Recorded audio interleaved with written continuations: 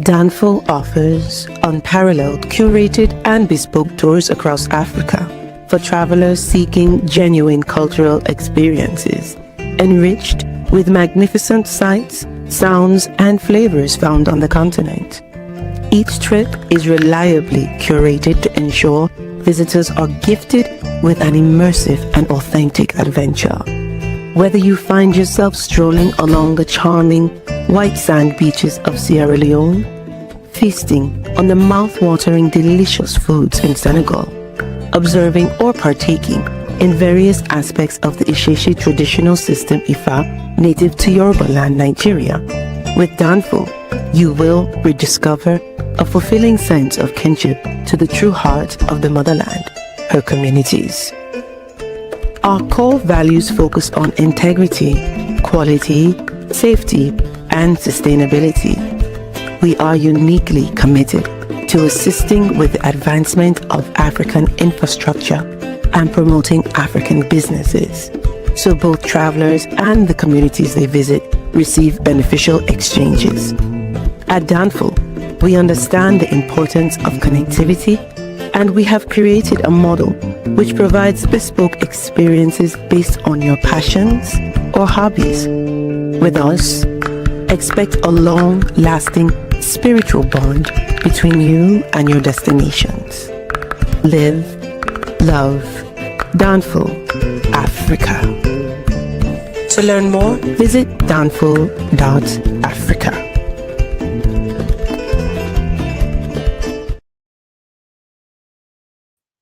Peace, family. We are live again. Dynasty Mirror Search for Huru. Thank you all. Thank you so much for joining. Make sure you hit that like button again. Please hit that like button. Also, make sure you share and make sure you subscribe. I will greatly appreciate it. I love y'all. Once again, thank you for joining on this Friday night here in Atlanta. Guys, the weather is turning. It's getting warm. I think we're going to have I think we're out of the woods when it comes to this weather.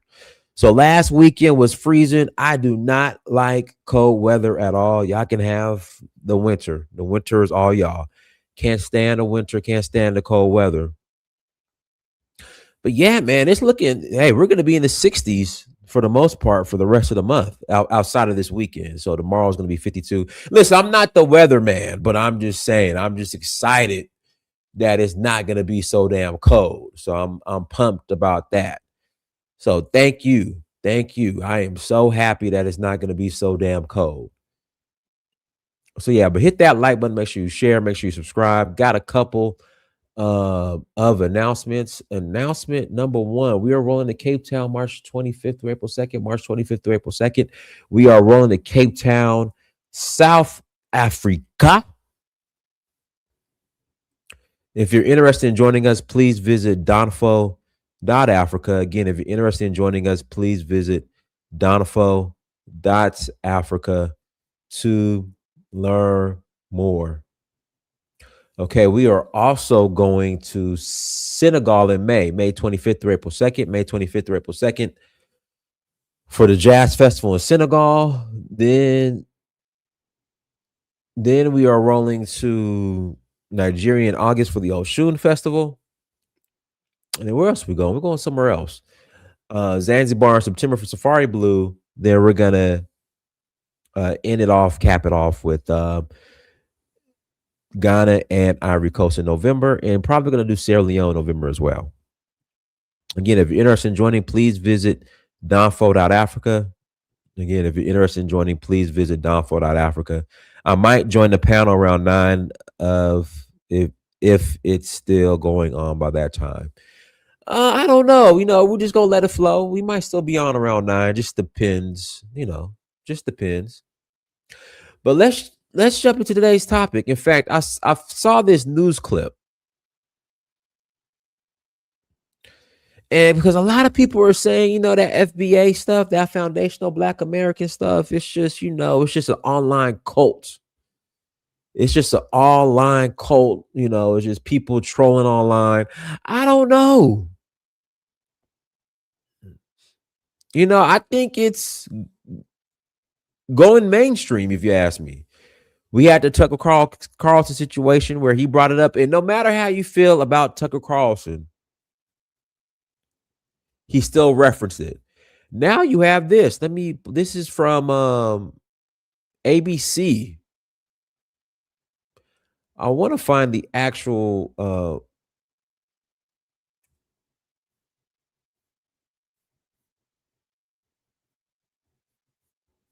here we go.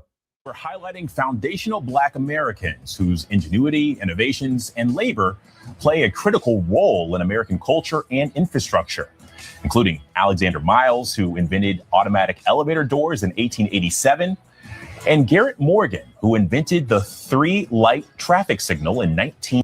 You know what? See, this is so when we talk Black culture, this is Black culture. This is Black ingenuity. For some reason, the Black culture, and I say that, I put that in quotation marks, that's being exported, is the dysfunctional segment of Black culture, which is being exported and making it is being looked at as it's the culture.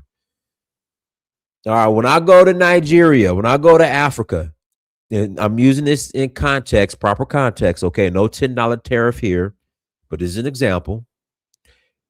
And the African say to me, "What's up, my nigga?"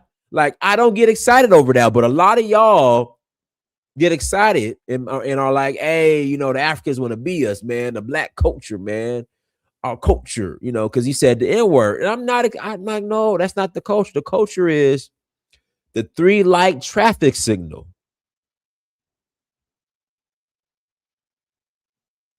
Invented by Garrett Morgan.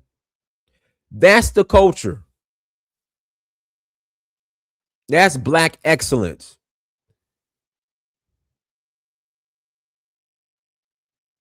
My sisters in college say they actually use the term FBA on college campuses in the Bay Area. Wow. 23. And our next guest is working to ensure that foundational Black Americans' contributions are known. Before the modern day toilet, the can, the pot, the throne, the john, whatever you call it, going to the bathroom used to be messy, uncomfortable, it smelled bad, and it could also spread disease. All that began to change because the foundational Black American invented the modern indoor toilet, and his name was Thomas Elkin. Yeah, thank goodness for Thomas Elkin. And that is just one of many videos made by author and creator of Foundational Black American Legacy, Teresa Allman. She joined Black History. Okay, I want to find this entire interview. And guys, this is from ABC News Live. Hey, you got to give credit where credit is due. No matter how you feel about FBA, no matter how much you disagree with FBA, they're going mainstream. I try to be balanced. I try to be fair. I don't agree with everything they say, but they're going mainstream. FBA.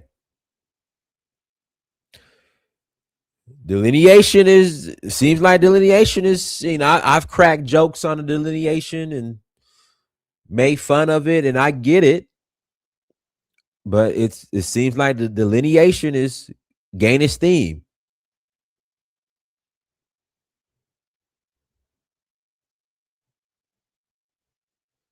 But guys, I'll put the link in the chat room. If you want to call in after the conversation, you're more than welcome to call in after the conversation. Again, I'll put the link in the chat room, and I want to try to find this entire this news clip in its entirety.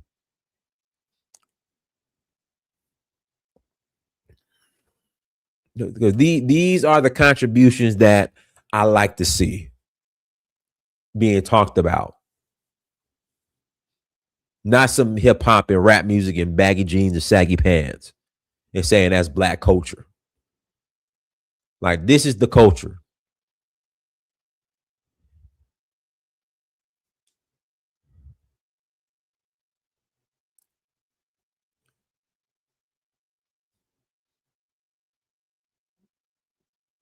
But guys, links in the chat room. If you want to call in after the conversation, more than welcome to call in after the conversation. I'm going to try to find this this news clip.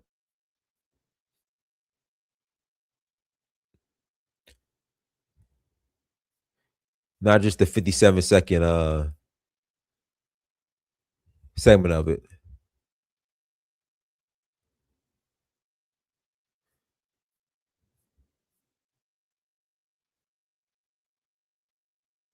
All right, it's on YouTube. Let's see here.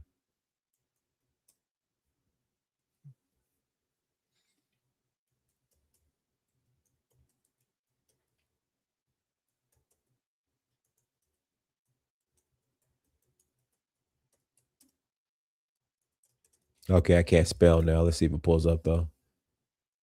Here we go. Got it. Fair use. This is fair use. Budgeting app with base 44. Guys, Nina just built an app. Impossible. On this Black History Month, we're highlighting foundational Black Americans whose ingenuity, innovations, and labor play a critical role in American culture and infrastructure, including Alexander Miles, who invented automatic elevator doors in 1887, and Garrett Morgan, who invented the 3-light traffic signal in 1923. And our next guest is working to ensure that foundational Black Americans' contributions are known. Before the modern day toilet, the can, the pot, the throne, the john, whatever you call it, going to the bathroom used to be messy, uncomfortable, it smelled bad, and it could also spread disease. All that began to change because the foundational Black American invented the modern indoor toilet, and his name was Thomas Elkin. Yeah, thank goodness for Thomas Elkin. And that is just one of many videos made by author and creator of Foundational Black American Legacy, Teresa Allman. She joins me now. Teresa, hey, thank you so much for your time. But I was curious, what inspired you to make videos spotlighting foundational Black Americans? Alex, this goes back a few years ago when I was in kindergarten, and it was my first Columbus Day in school, and I was very excited. I sat there and I was allowed to share something. And what I told the class was that my father said that Columbus did not discover America because people were already here. And I don't remember what happened. That was quite a while ago. But I do remember feeling that his story may not be accurate or truthful. And from that day on, studying about what happened in America was just not sitting well with me. So it was my desire to change that feeling and teach about the inventors, foundational Black American inventors, because that's something people can resonate with. There are inventions all around us that were improved and created by foundational Black Americans. Yeah, certainly. Well, in your history, or in this history and in this research process, what's been one of the inventions that's stuck out to you the most? I like to think about Miriam Croak. It is because of her ingenuity that you and I are able to use Zoom technology to put voice over internet protocol. She's still alive, and Skype and FaceTime. When we're able to pay and transfer money over our cell phones, it's because of her. And wow. I didn't know that until I looked into it. So, that's very powerful. We take that for granted nowadays. 100%. And you just taught me something too. I've got a research project after this segment. But listen, Teresa, because I think this work is really important. So, how can we learn more about other foundational Black Americans? Well, one thing you can do is buy my book, but then there are other things you can do, such as just research. There are books available in the library. Fortunately, there's the internet. You can always look up people and look up things and just look into who invented this. And people are surprised because what I enjoy about my publishing company is that people are doing their own research. And that's what I want to see, is people actually researching and learning for themselves. Well, and it feels like, so much of this just kind of boils down to curiosity, just like you had in kindergarten there, Teresa Allman. Hey, thank you so much. Thank you for having me. Bukuna Bay, go ahead. Bukuna Bay. Hey, Dynas, how are you doing, bro? Good, how are you? Yeah, can you hear me? Loud and clear. Good, good, good. I'm good. Yeah, it's a very good topic, and definitely, I think all those inventions by foundational Black Americans, as you just showed it, I definitely think it's Black excellence. All right, Mm-hmm. and like not enough people are speaking about it. I think the whole planet should be speaking about it. All right, like I told you last time, I'm from Canada, and for instance, you see the fridge, like. We know that it's a foundational Black American who invented a fridge, the concept, right? Mm-hmm. And this didn't only benefit Americans at the time. Every single invention was like used all the way to here, all the way to the whole planet. You get what I'm saying? Everybody Right. on the planet used every single invention. So most definitely, like people need to talk about it a little more. And like I told you, it is Black excellence. There's only just one thing, all right?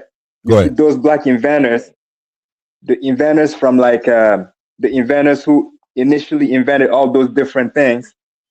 Question is like, were they identifying themselves as foundational Black Americans? You get what I'm saying? Probably So more like Negro. right, right. That's what I'm saying. Because like based on what I know, FBA is like a brand, like it was trademarked. And we know who trademarked the brand, that particular brand. We know that Tariq Nasheed has something to do with that, right? So Right. yeah. Now, however, there's one observation that I can make, okay?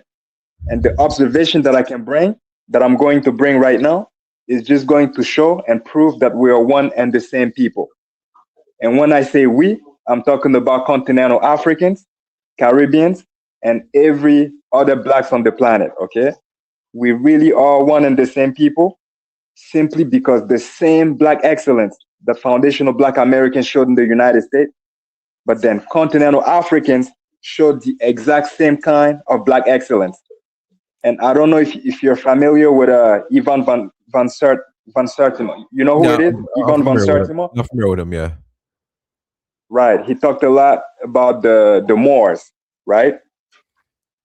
And how the Moors impacted Europe and all the different inventions that they brought to Europe. Okay, irrigation systems, like the concept of like public markets and stuff like that. So yeah. So Ivan van Sertima highlighted similar inventions, similar. I mean, I'm not gonna say similar inventions, but a similar scale of Black excellence that continental Africans showed in Europe. All right. And you see, interestingly enough, like I told you that my two parents were from Burkina Faso, right? Right. So the dominant tribe in Burkina Faso are the Moshi people, the Mosi people. I mean, some people say Moshi, but like locally, globally, most people say Mosi, all right? And the Mosi sort of preserve some of like the Moorish identity because like the language that they speak is called More. You get what I'm saying? So Right. the ethnic group is Mosi, but the language that they speak is More. And if you look into like the tribe, that particular tribe, I think is one of the most organized tribes that you can find on the African continent. And what I'm trying to tell you here is that they have ministers and they have all kind of like people and positions within the tribe. Like you have like the minister of, let's say, agriculture. You have another minister of like all different ministers that they have, and you would think colonization is what brought them this concept. And no, you would be wrong to think that. They had this concept for the longest, way before any colonizer showed up on the African continent. You get what I'm saying? And this is one of the ways I can show a similar kind of Black excellence that the Moshi people showed, right? Not just based on like what I'm telling you right now, on the way they're organized as a group of people, but also based on the fact that the language that they speak is called Moore, meaning the language that the Moor speak. Actually, that's what it is. All right. And if you go to the Caribbean, you will see that like many of them came up with inventions as well. This how you Beginner Ben, let me pass the mic because we're getting a little off topic now. Invisible All Man, right. go ahead. Yeah. How you doing? It's a good show. I've listened to your other shows. I didn't jump on those because I had nothing to say about the issues of internal African politics, but they were good shows. I like the term foundational Black American as Tariq Nasheed has defined it. But Tariq Nasheed himself will say that he got that term from Dr. Claude Anderson. Now, Claude Anderson has been talking about that for a long time. He happens to be a family member.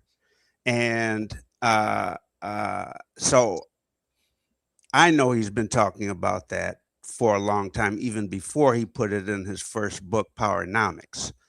So I don't understand the issue that people have, not only in the US, but also some from around the world that take issue to Black people in the United States defining themselves as being foundational. Because when you listen to Claude Anderson, one of the reasons that he talks about, and he's so vehement about classifying Black Americans, is because they have fought in every single war, even before America became America.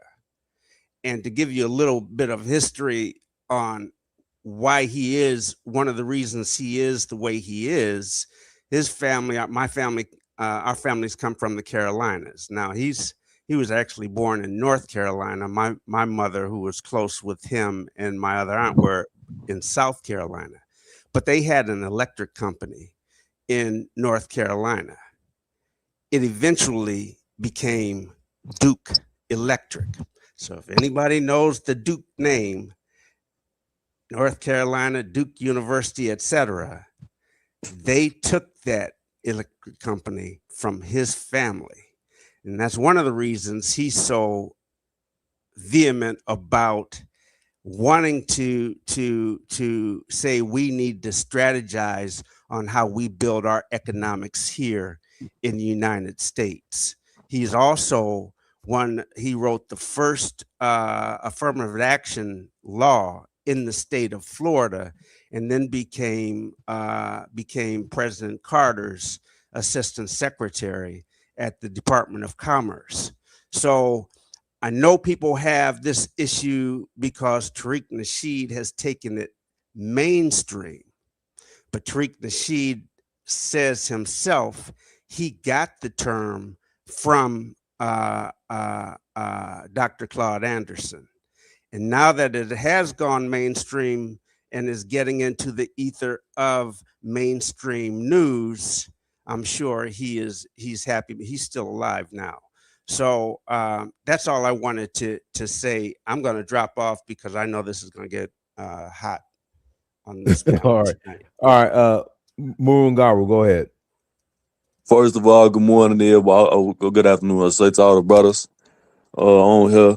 Thank you for the platform. I'm not surprised that this is getting news coverage because it's, I guess, galvanize a critical mass, but it's not really no big accomplishment because all you have to do in order to get that type of stuff played is be cool with a program director and show that it's a decent amount of people that identify what you're saying and you're not going to get any pushback. I'm glad that they delineating because hopefully FBA becomes a identifier of quote unquote African Americans that want to identify with the power structure, and those of us that actually have means of Pan-Africanism don't adhere to that label. So it just makes it easier to identify and differentiate the people that are on your side or not. But good for them, man.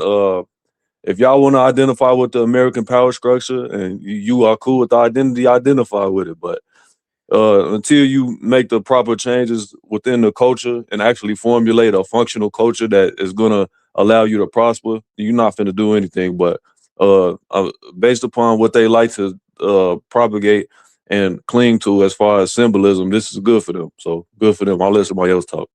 All right, go ahead, Alan.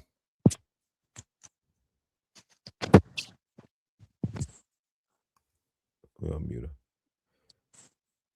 Alan. Oh, he dropped off. All right, guys. Links in the chat room. Links in the chat room. If you want to call in after the conversation, please click on the link. If you want to call in and add to the conversation, go ahead and click on the link. Link is in the chat room. That's a good question. I wonder what Murangaru, how do you think Yvette and Tone Talks are receiving this? Because they kind of came, they were like first with ADOS, and then Tariq came with FBA.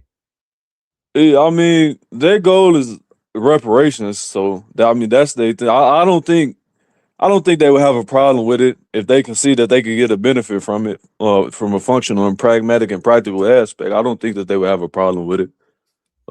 They might have a little ego, but to me, honestly, because I can't tell if this is really organic or not. To me, it seems like this is a psyop, to be honest, like some counterintelligence type stuff.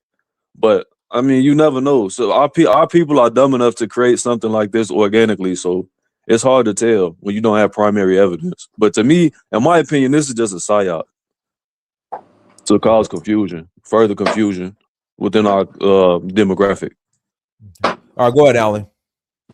Yeah, I agree with the last brother who just spoke.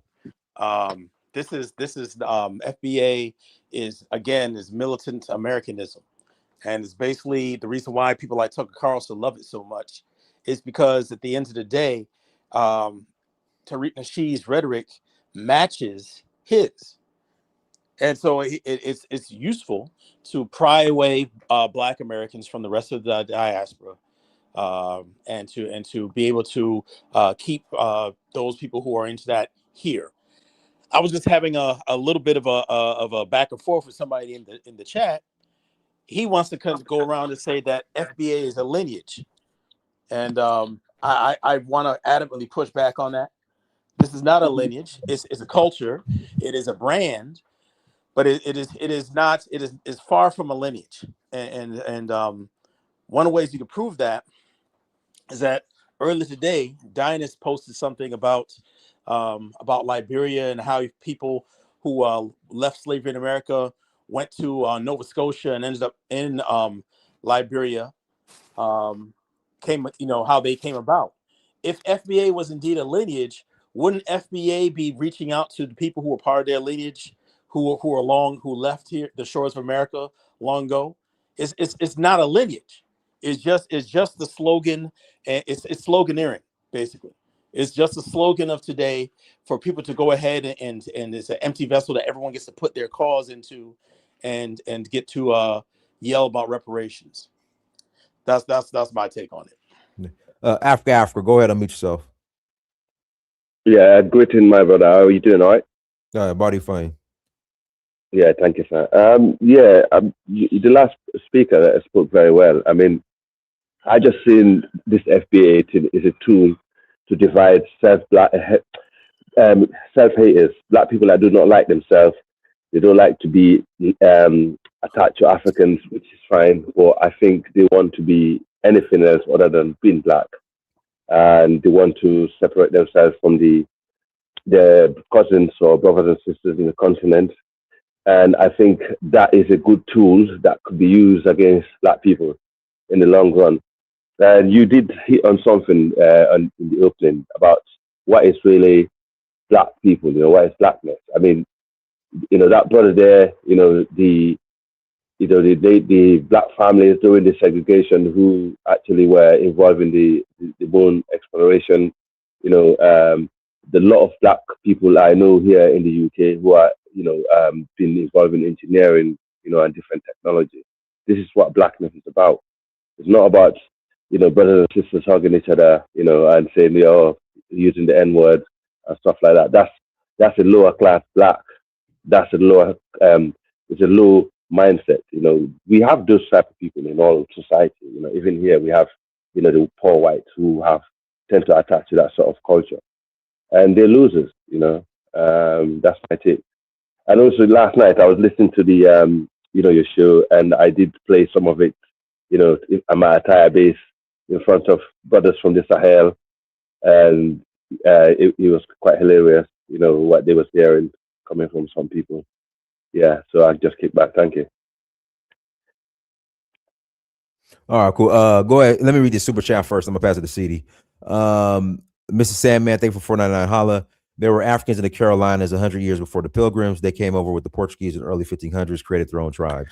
All right, go ahead, CD. Hey, Dennis. Yo. So, well, I don't have any issue with FBA at all because African population, the amount of African that live in America, not even 1% of Africa population. They have more Africans in Europe compared to America, right? And even with the Africans that live in America, not even 1% of them know about FBA. I just got to know about FBA maybe 2 weeks ago. So it has no impact on Africa at all. But it's in everything, whether in religion, whether it's in tribal group, whether it's in race group, people always want to identify with a certain group. It's not a bad idea at all. Specifically, they focus on getting repatriation, right? Reparation. They trying to get a reparation from the U.S. government, where at the same time, Trump is saying that the white men deserve reparation based on abuse that they have been getting based on the history of America. So I don't know how that's going to work. So people have to identify themselves with FBA in order for them to push for reparation from the U.S. government. It's not a bad idea at all. But what I'm against is people who left America, some of the FBA, and live in cheaper part of Africa, like in Uganda, like the guy that is in Kampala, they call OJ Jackson. Well, I can't even pronounce his name. But Kitanga or something, yeah. Right. He claimed to be he went to medical school. I'm sure he never went to medical school anyway. But No, he he did. used all Went of to, that to promote himself. he went to medical school in Poland. He did. But did he graduate? I believe he He did. did not finish. I'm like 100. I believe he did. No, he did not. We have record of that. They've got a lot of African students. I'll just ask him. Hold on. I'll text him and ask him. Well, go ahead. Yeah, he did not. He did not finish. But on your if you live in Africa, you have to take one side. If you're an FBA, clarify that to the audience. But the only way that he will make money, because he lived in Uganda. In Uganda, the shilling in Uganda is very cheap. Well, if you have the $50, you could survive on $50 US dollar in Uganda, right? So he used the FBA playbook and make money out of certain people in the US to sustain his lifestyle. That's the hypocrisy I'm against, right? But FBA had no impact on Africans. Probably among my friends, I'm the only person that I've heard about FBA so far. So it had no impact on Africa. Is how many? 52 states, right? 52 countries.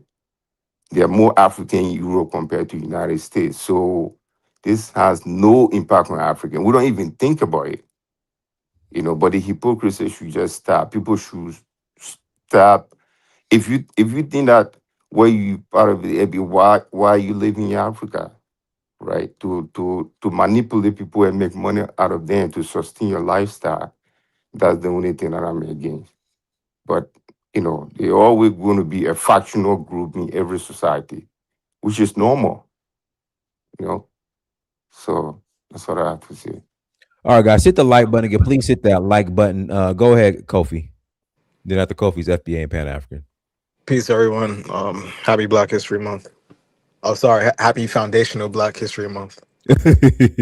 I think I don't see what the difference is. Everyone knows. Everyone's acting so shocked. Everyone knows who Black Americans are. We don't speak an African language. You can see us in Hollywood movies, right? We're the celebrities in the United States, and we're the ones who go around the world and do celebrity stuff because, right, we have access to the United States, a place that we built. I don't know why people so annoyed by them just adding the foundational part. Now, the foundational part just means we built the United States. We were enslaved here for 400 years, and then we built the country. What do we have to do with Africa? Well, in the 1820s, we went to Liberia, we went to Sierra Leone, and we built the country that never got colonized, right? They never got colonized by the Europeans. Right? We had to kick the French butts.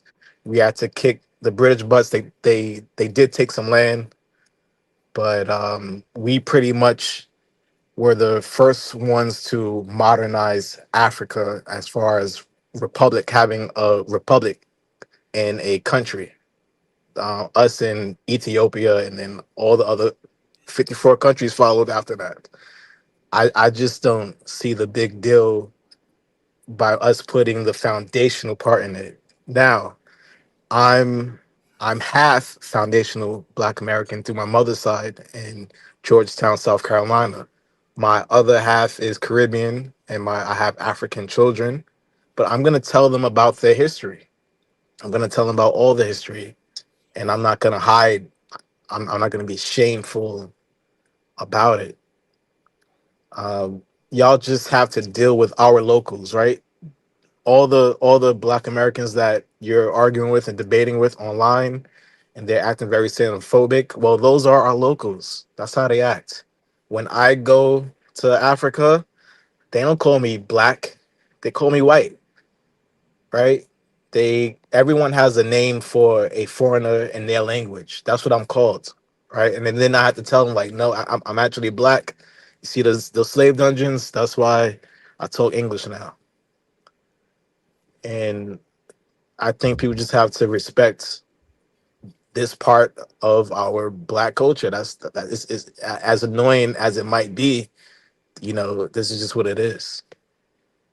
And I'm sorry because Can I shit say does something get to real Kofio? ignorant. It does. It really gets real ignorant out here. I'm sorry. Can I say something to Kofio? Yeah, sure. Peace, man. Yeah, go ahead. Then I got to pass it to FBA and Pan African. All right. So Kofio, I just wanted to let you know that my two parents are African. Okay, my two parents from Burkina Faso. I'm a first generation, and every single time I go back, they call me white. What are you gonna say about this? What's the language? What is what's the white word in Burkina Faso? What's the word for white in Burkina Faso? Tubabu. They Tubab. say Oh yeah, Tubabu. yeah. Tubab. Tubab is like Tubab, Zongo. Tubab. That's in the whole Sahel. They call white people Tubab. Yeah. Yeah. Right. But And I my mean, two parents are African. My Yeah. two parents are African, by the way. Wow. But that's not Morsi. That's not Morsi language. You say But Morsi. That's not Morsi language, though. it's like Zongo. It's like Sahelian. Anyone who yeah, became Muslim, Tubab That's is a like Mandingo it stretched language. from. But the Mandingo yeah, language stretched all across Africa. But when Most it's of My it. yeah. mother is Mosi. I'm not 100% Mosi. My mother is Mosi. Okay. I but Yeah, when have it's but Mende. that term I Tubab have is Mende in Mandinka. my DNA. That's I have Mandinka. That's Mali. not. That's not. That's not Morsi language. but Yeah, clearly not talking about that's your race. They're talking I about know that for a fact. But yeah, Yeah, that's not. That's not The Morsi FBA language. brother, yeah, the FBA brother, you spoke some some sense. I don't know, like what you mentioned about Sierra Leone and Liberia and so on. I got But some later on, you Fulani in me lost too. me. Some Fulani. Shout out to the Fulanis. Yes. Okay. Yeah, shout. But yeah, you spoke well about Liberia and Sierra Leone. I definitely agree with you on that. Hmm. I mean, I respect Black Americans. I do what Black Americans have achieved in West Africa. Being someone from Sierra Leone and neighboring Liberia, we know that. Even though some Africans might be ignorant about that and think, oh, this is not true, but the modernization of the continent started off from Sierra Leone to Liberia, then it spread to the rest of the continent, and that's come from the backbone of what you call African Americans. That's a fact. Well, the problem is, I agree with FBA if it's a legal term, like in terms of immigration, right? To say you have to separate yourself from Africans who migrated there because legally you're not the same. Like in the UK, yeah, if you're a person from this country, there's certain laws that will not apply to you. For example, like if you're, for example, a serious criminal, right? You cannot be removed from this country even if you have the UK passport. But if you're naturalized, okay, you can be removed from the country and even your passport get taken away from you. That's a good example of that. And also, when it comes to the I'm a bit lost here for a minute. I'm going blank, but there's some aspect in the FBA. I can understand where they're coming from, but there are some aspects I think it's quite xenophobic and also low IQ because they're not helping themselves. Yeah, that's all I got to say for now. Thank you, my FBA brother. Thank you. It definitely gets problematic, right? Because even when I enter the TikToks, and then I have one thing to say about Africa, and all of a sudden it's because I'm a Caribbean, or it's because I have African children, and then now I'm not FBA anymore. It gets very problematic. And then when I start saying stuff that's pro Liberia, then all of a sudden I'm only just FBA, and I'm not anything else. So you got some real trolls out there, but they're also entitled to their opinions. It's the Okay. next Yeah, brother turn to of speak that hasn't course. spoken yet. Yeah, It's the yeah, next yeah, brother turn to Yeah. speak yeah, that yeah. hasn't spoken. Move past to the FBA and Pan African. Go ahead. Unmute yourself. Can you hear me? Yes. Yeah, I didn't want to add too much. I just wanted to add that, first of all, weirdos are weirdos. I don't care what their background is. I don't care what country they're from or what ethnicity they claim. But as far as FBA, like, America has a history. We've been here since day one, like literally not a day shorter. If you can trace yours back that far, you're FBA. If you can't, you're not. All the ideology around it or that people want to pretend is around it, you can have it. I don't care for it. I don't care about it. I care about what it's saying, which is that you do have a line, a lineage. That can't even be denied. I don't know what the argument is about delineation because it's not segregation. Segregation is you can't come over here because I'm over here and we don't want you over here. We let everybody in that community. You go to any quote unquote FBA community, African American community, you can find any group of people there. We don't care. We don't care. So it's not about separation and segregation. It's about saying you don't have no culture. You don't know who you are. We know exactly who the hell we are. And you know who we are. And that's what the whole point is. You know who we are. Oh, we need to put a name on it. Oh, will that make it better for you? Fine. There's your name. The freedmen, the American descendants of slavery, foundational Black Americans, whatever cute thing you want to put on it to make you feel like, oh, okay, I understand what that is. But you already understood what it was. And you understand what it is. And we got brothers in the Caribbean who are just like us. They go back about the same exact amount of time, literally the same exact amount of time. Same ships, different location where the people got dropped off. Nobody has a problem saying Jamaicans are Jamaicans, and we're not going to get mad at them for saying I'm Jamaican. It's just accepted. Oh, I'm Haitian. Nobody gets mad and say they're delineating. They just accept it. Suddenly, somebody says, oh, I'm this, and people are like, no, don't say that, don't do that. You know who gets mad when Black Americans say I'm Black? White Americans get mad. So when people try to say we're acting white or trying to access the white American power structure, the irony is the people who are saying that are treating us the same way white Americans have always treated us. They want us to just go along without having any particular identity, any sense of community. We'll accept you then because we can take all your music, we can take all your inventions, like the Dinah what you played earlier about the inventors, Garrett Morgan and all of them. People don't even know about them. It has to be folded into Black history when it should be American history, large. not just something that you got to go search and research to find out about. We have to do this because if we don't, all these incredible people will get lost. All the incredible deeds will get lost. Our contributions will get lost. People are under the idea that somehow people have done us a favor. We're just lucky to be American. We're not. We built it. How are we lucky? With a whip on that back and that finger's in the dirt. No luck there. Love my ancestry. And I love somebody who's Yoruba. Doesn't matter. That's who you are. It means something when you tell me I'm Yoruba. And I accept it. I don't say, why are you delineating from an Igbo? I would never say that. I'm just like, oh, Yoruba, that's dope. I know what that means. I was in a cab one day, a Uber, and the driver was an African. He turned around and said, you look like a Yoruba man. I didn't even know what that meant. I just know I got to look. Cool. I can blend in somewhere. Was he delineating? Was he trying to be funny? No. People have a lineage, and that's perfectly fine. That does not mean you hate somebody else. I'm Pan-African. People swear if you say you're FBA, you can't be. But I love Africa. I love African people. I am an African person. And just like they got all these other tribes, I come from a tribe too. And that's all I wanted to add.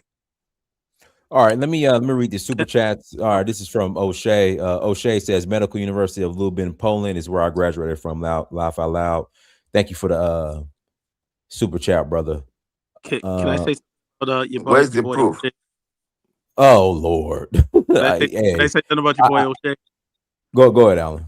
Yeah, O'Shea should be ashamed of himself for some of the content he's put out there.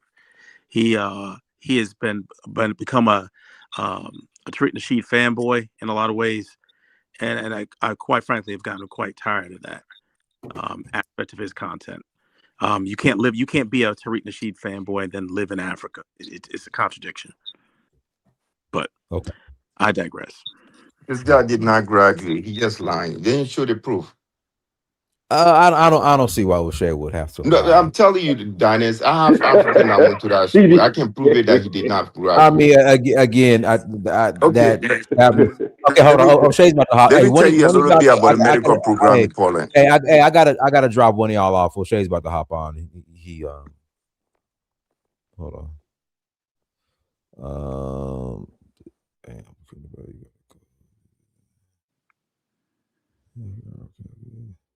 I ain't gonna kick myself on. All right, O'Shea, click on the link, O'Shea. Click on the link. All right, in the meantime, Pam Mulattoism is your turn. Pam Mulatto. Pam Mulatto. All right. I would like to respond to what the FBA or Pan African said. Like this not a lineage in a vacuum. Like that's not what happens. What comes with that term is a whole bunch of pseudoscience and pseudo history. So I mean, if you there is no point to delineate if you're talking about from an administrative standpoint. The United States government knows who is who. They're directly in charge of the immigration.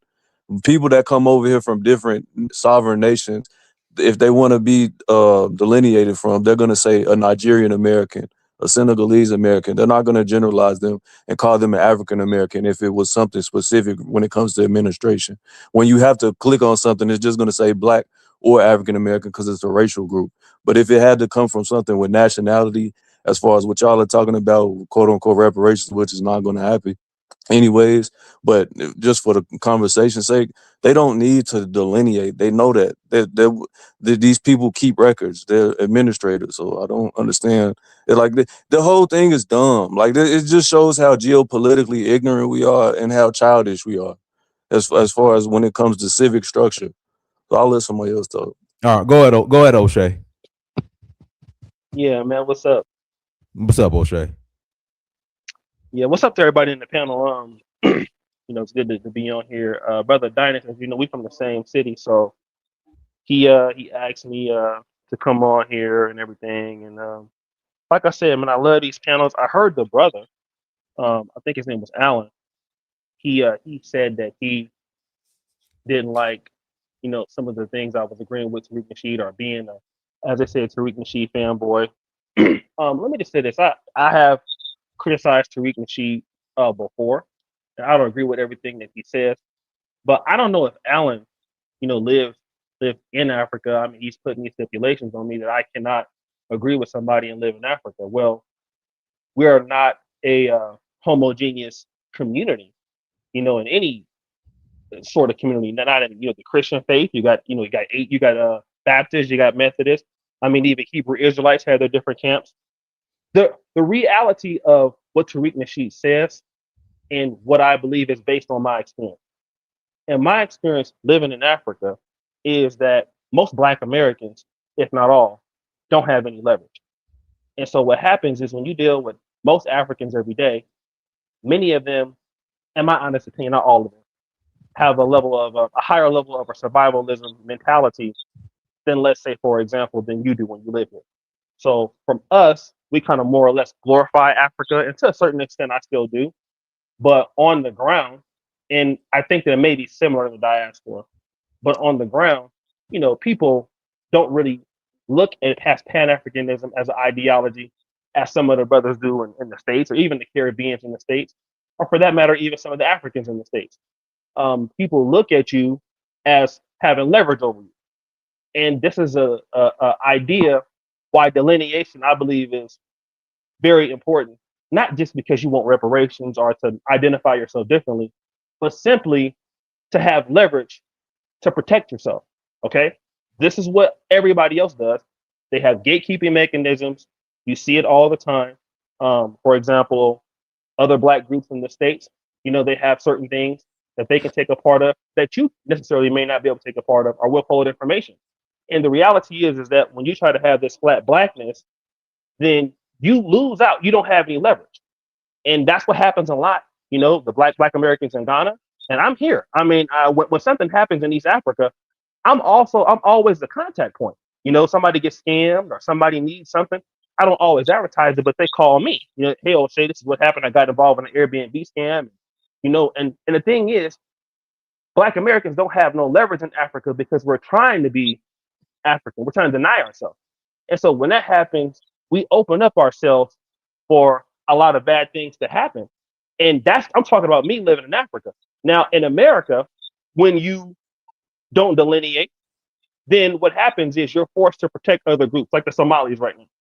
The Somalis are a powerful group almost anywhere they go.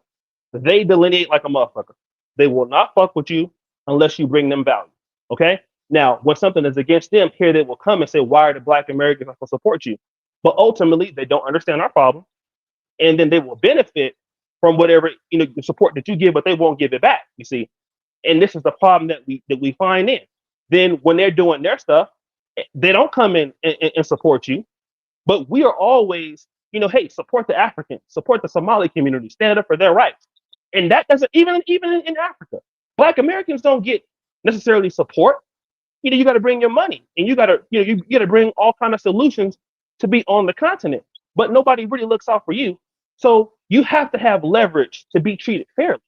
And that's the one point that I'm going to bring up that maybe Tariq doesn't bring out, is that leverage it presents the opportunity for fairness. In other words, if I'm Black American and another person's Somali, okay, when I delineate, you have to come to me with fairness, and I must treat you with fairness. Once I say that I'm African like you or Pan African like you, then you may or may not take me for granted with that. But if I'm me delineating with my own community, I got my people behind me. That means that if you do something to me, our community may punish you for it, whether we might not shop with you or whatever. And this is why people are afraid, because any group who delineates becomes powerful. We see Somalis doing it in Ohio. We see them doing it in Minnesota. We see them getting power. Black Americans have to delineate to make other groups treat us fair. That's the only. If you don't, you're going to get sucked into a whirlwind where you don't have anything. And other groups just do not understand our problems like that. It doesn't mean that they hate us or that they're bad people. They have their own problems. They don't understand our problems, right? And that's the main point with Tariq Nasheed that I do agree with. And we have to be honest and say that other people don't understand our problems. And if anybody believes that I'm lying about that, it's not true. Nigerians in America do very well. They have their delineations and stuff like that. Don't mean they hate Black Americans. Same thing with the Ethiopians, the Horn and Africa people, the Djibouti people, Eritreans. Hey, they don't even touch you, right? But they have economic power. They delineate and they force you to come and give them something if they're gonna fuck with you. For Black Americans to ask for that same thing, I don't think nothing's wrong with it. Now, if the brother says that if I disagree, if me agreeing with Tariq Nasheed in Africa loses my privilege to speak on it, he is entitled to his opinion. I believe he's also a Black person who loves Black people.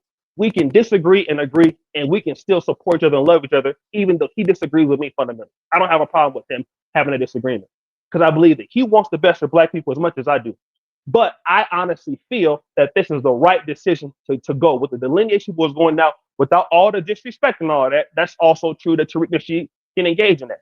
But overall, I think that that message is right, and it makes the whole Pan-African community treat each other more fairly. If we do that, I believe that we will bring more value to each other than just painting it all as flat blackness.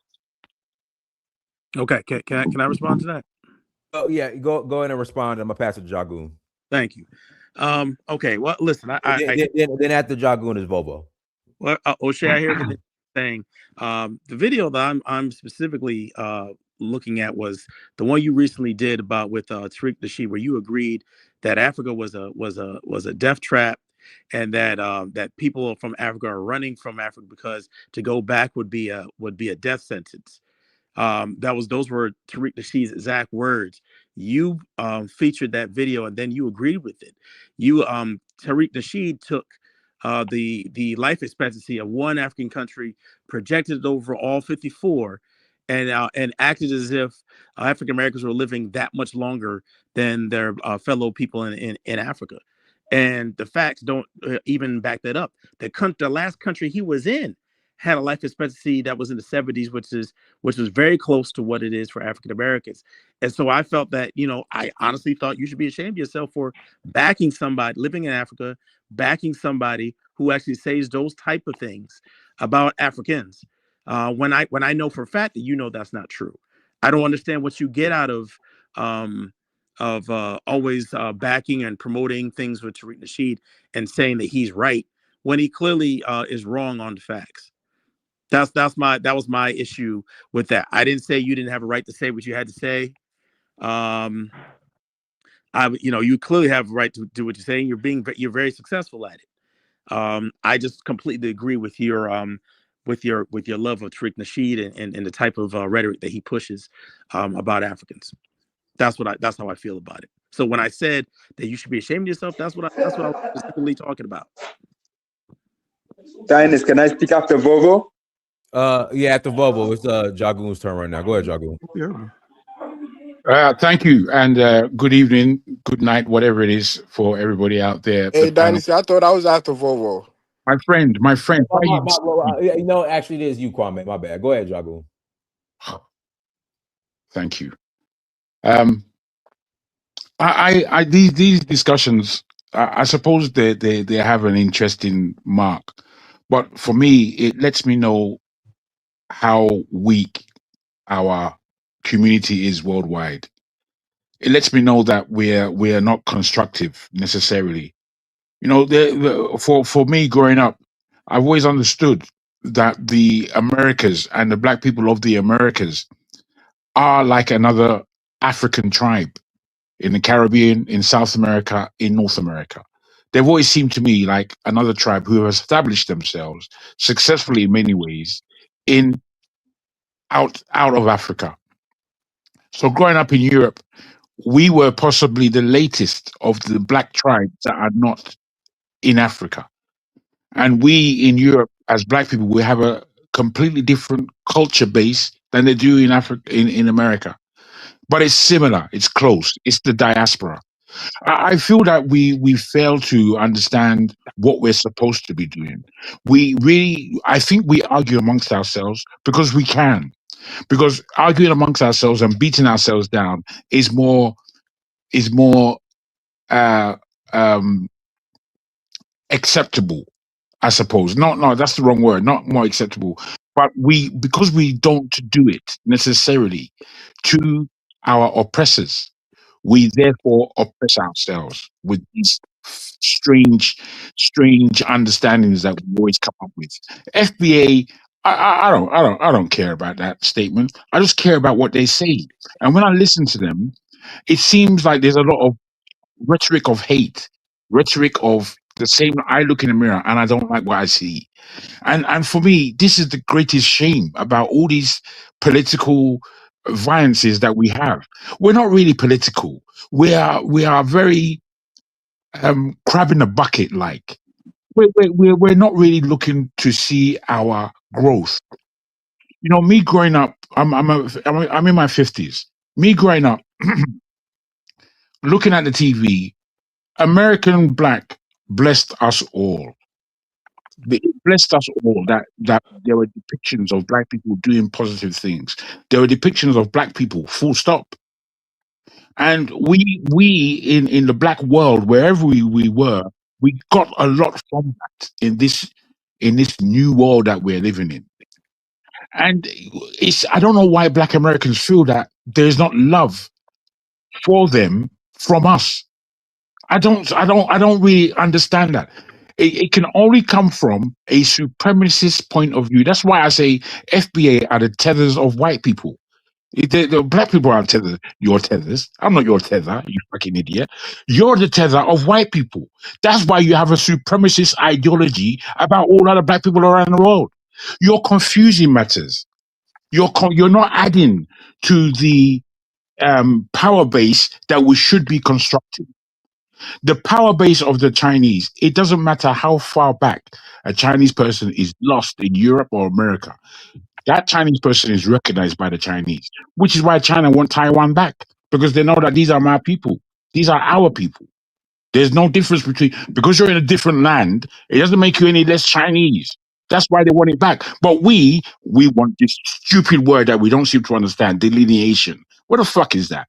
We're all Nigerians, as I am. We don't have to go around this world delineating ourselves. We stand out because we have a character, we have a culture, we have a nation, we are of a people. We stand out. I don't have to tell you that I'm a Nigerian American, I'm a Nigerian British, and all that bullshit is rubbish. All you're trying to do is to stand out.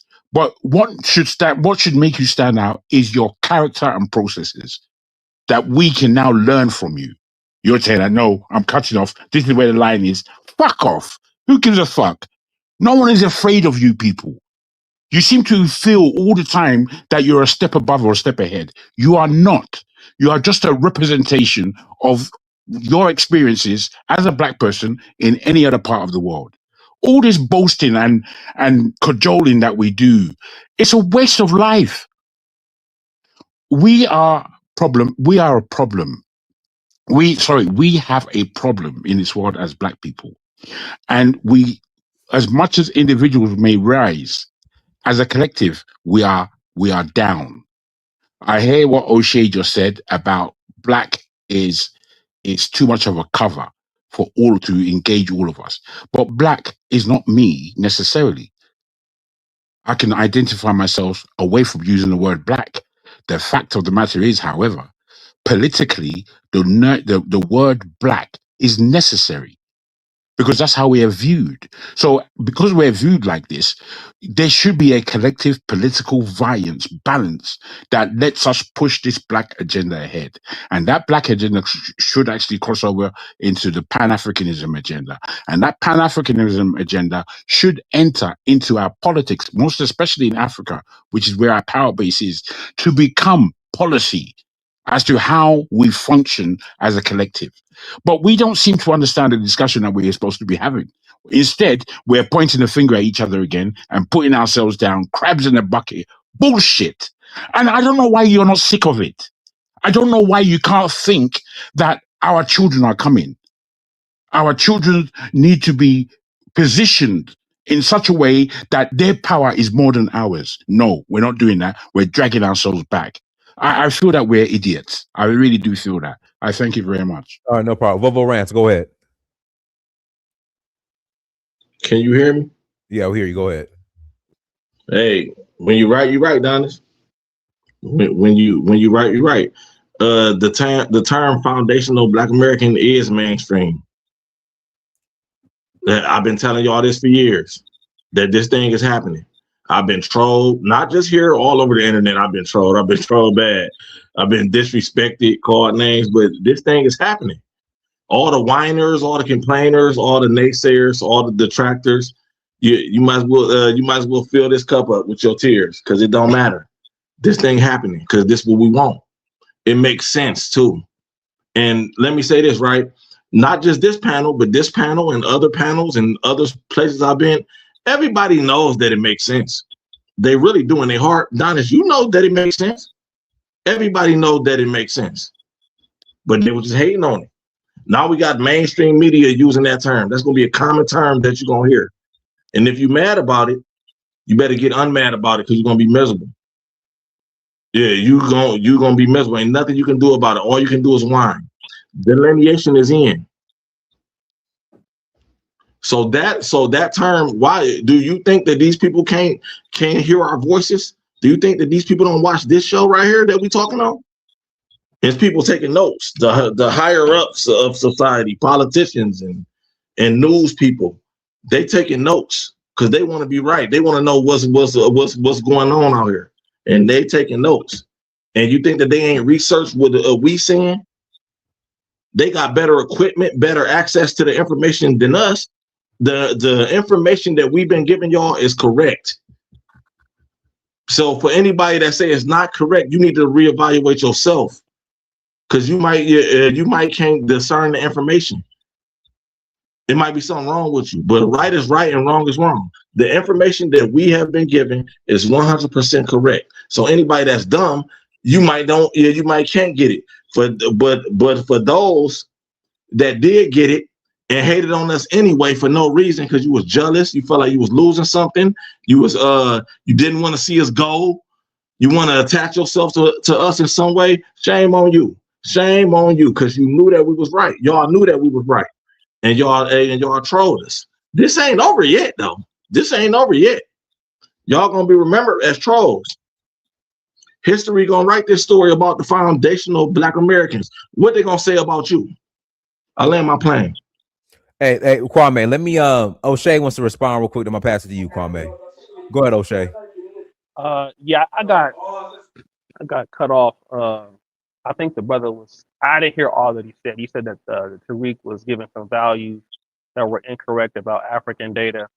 And as much as I heard, but yeah, I mean, of course, anybody can make mistakes about data in Africa, and I make mistakes about data almost every video that I do, so that's definitely possible. But I just want to get to the brother who's from the UK and kind of respond to what Brother Bobo Rance was saying. Largely, we have a problem in Pan-Africanism, and why the delineation is really happening on a larger scale, because many Black Americans find no real incentivization to deal with this concept of Pan-Africanism. That's really what it is. So, and it seems to be very one-sided. And I can tell you that as a person who lives in Uganda, I got a work permit. Most Black Americans do not benefit every day from some level of Pan-Africanism. Now, could they see it here or there? Maybe. But it's not like, if you're African, you can go to HBCU, you can qualify for things that Black Americans have.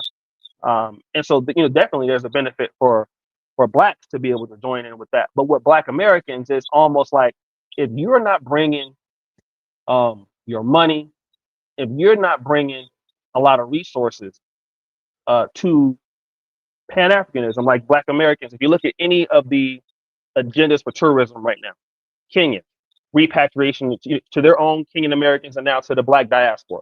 Same thing with Sierra Leone. Same thing with Ghana. All of these things are situations where you have to basically become an investor or pay into.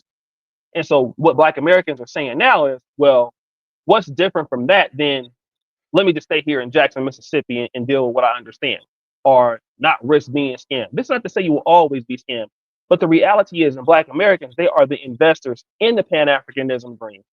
All the governments are targeting them now for the most part. And then with the Africans, it's almost like, are they investing? And that's the fundamental question. So it's uneven. Are you And so that, saying? Are you saying, my friend, that the Africans who go back home or who travel out and become part of the diaspora for a while and then go back home are not investing?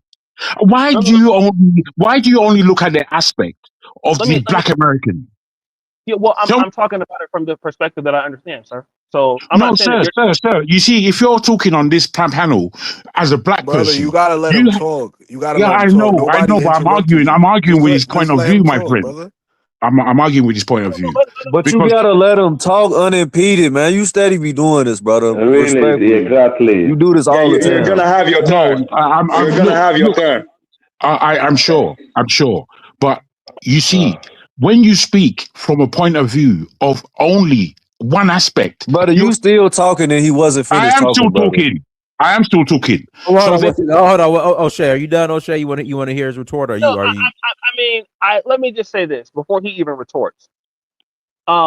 When we're talking about the term is Black American FBA going mainstream. I don't think that the term is did Nigerian America go mainstream. The title literally says Foundational Black American title going mainstream.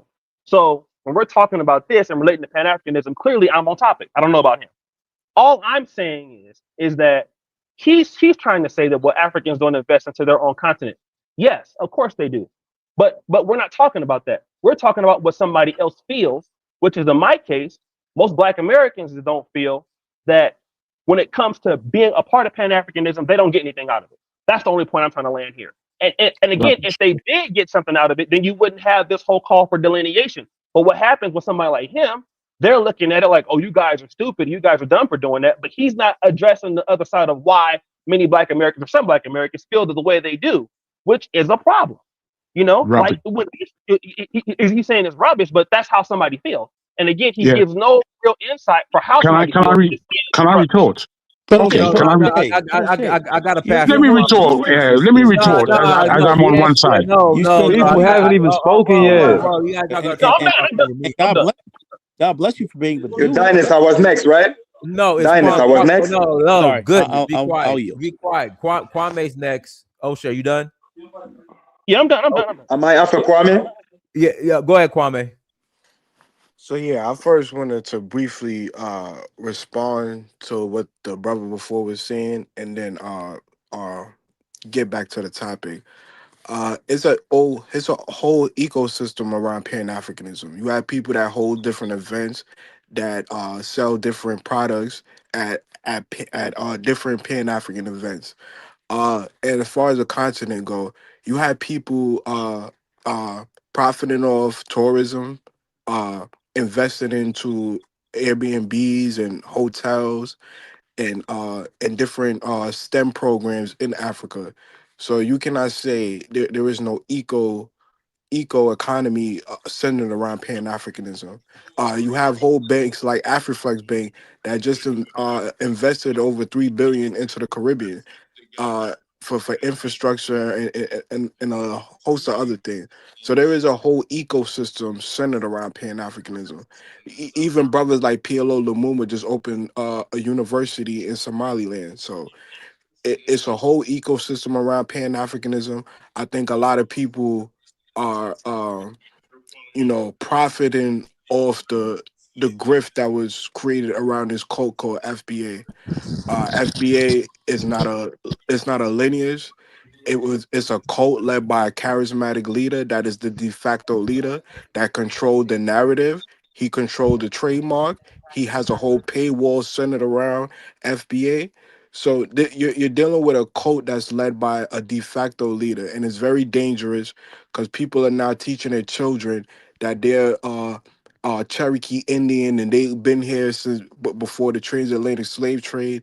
Uh, and they're now attempting to rewrite history. All Afro Caribbeans wasn't a part of the Harlem Renaissance. They wasn't a part of the civil rights. They had nothing to do with hip hop.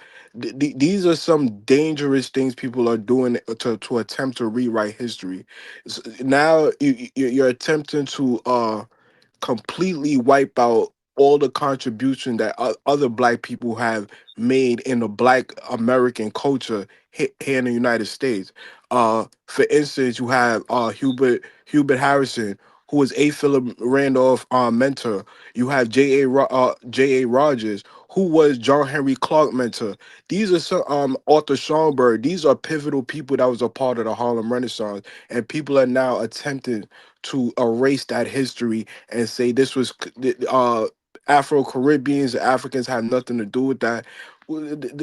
This is very dangerous. The same with the civil rights movement. Kwame Ture, Harry Belafonte, Sidney Poitier. These are some people that was pivotal in the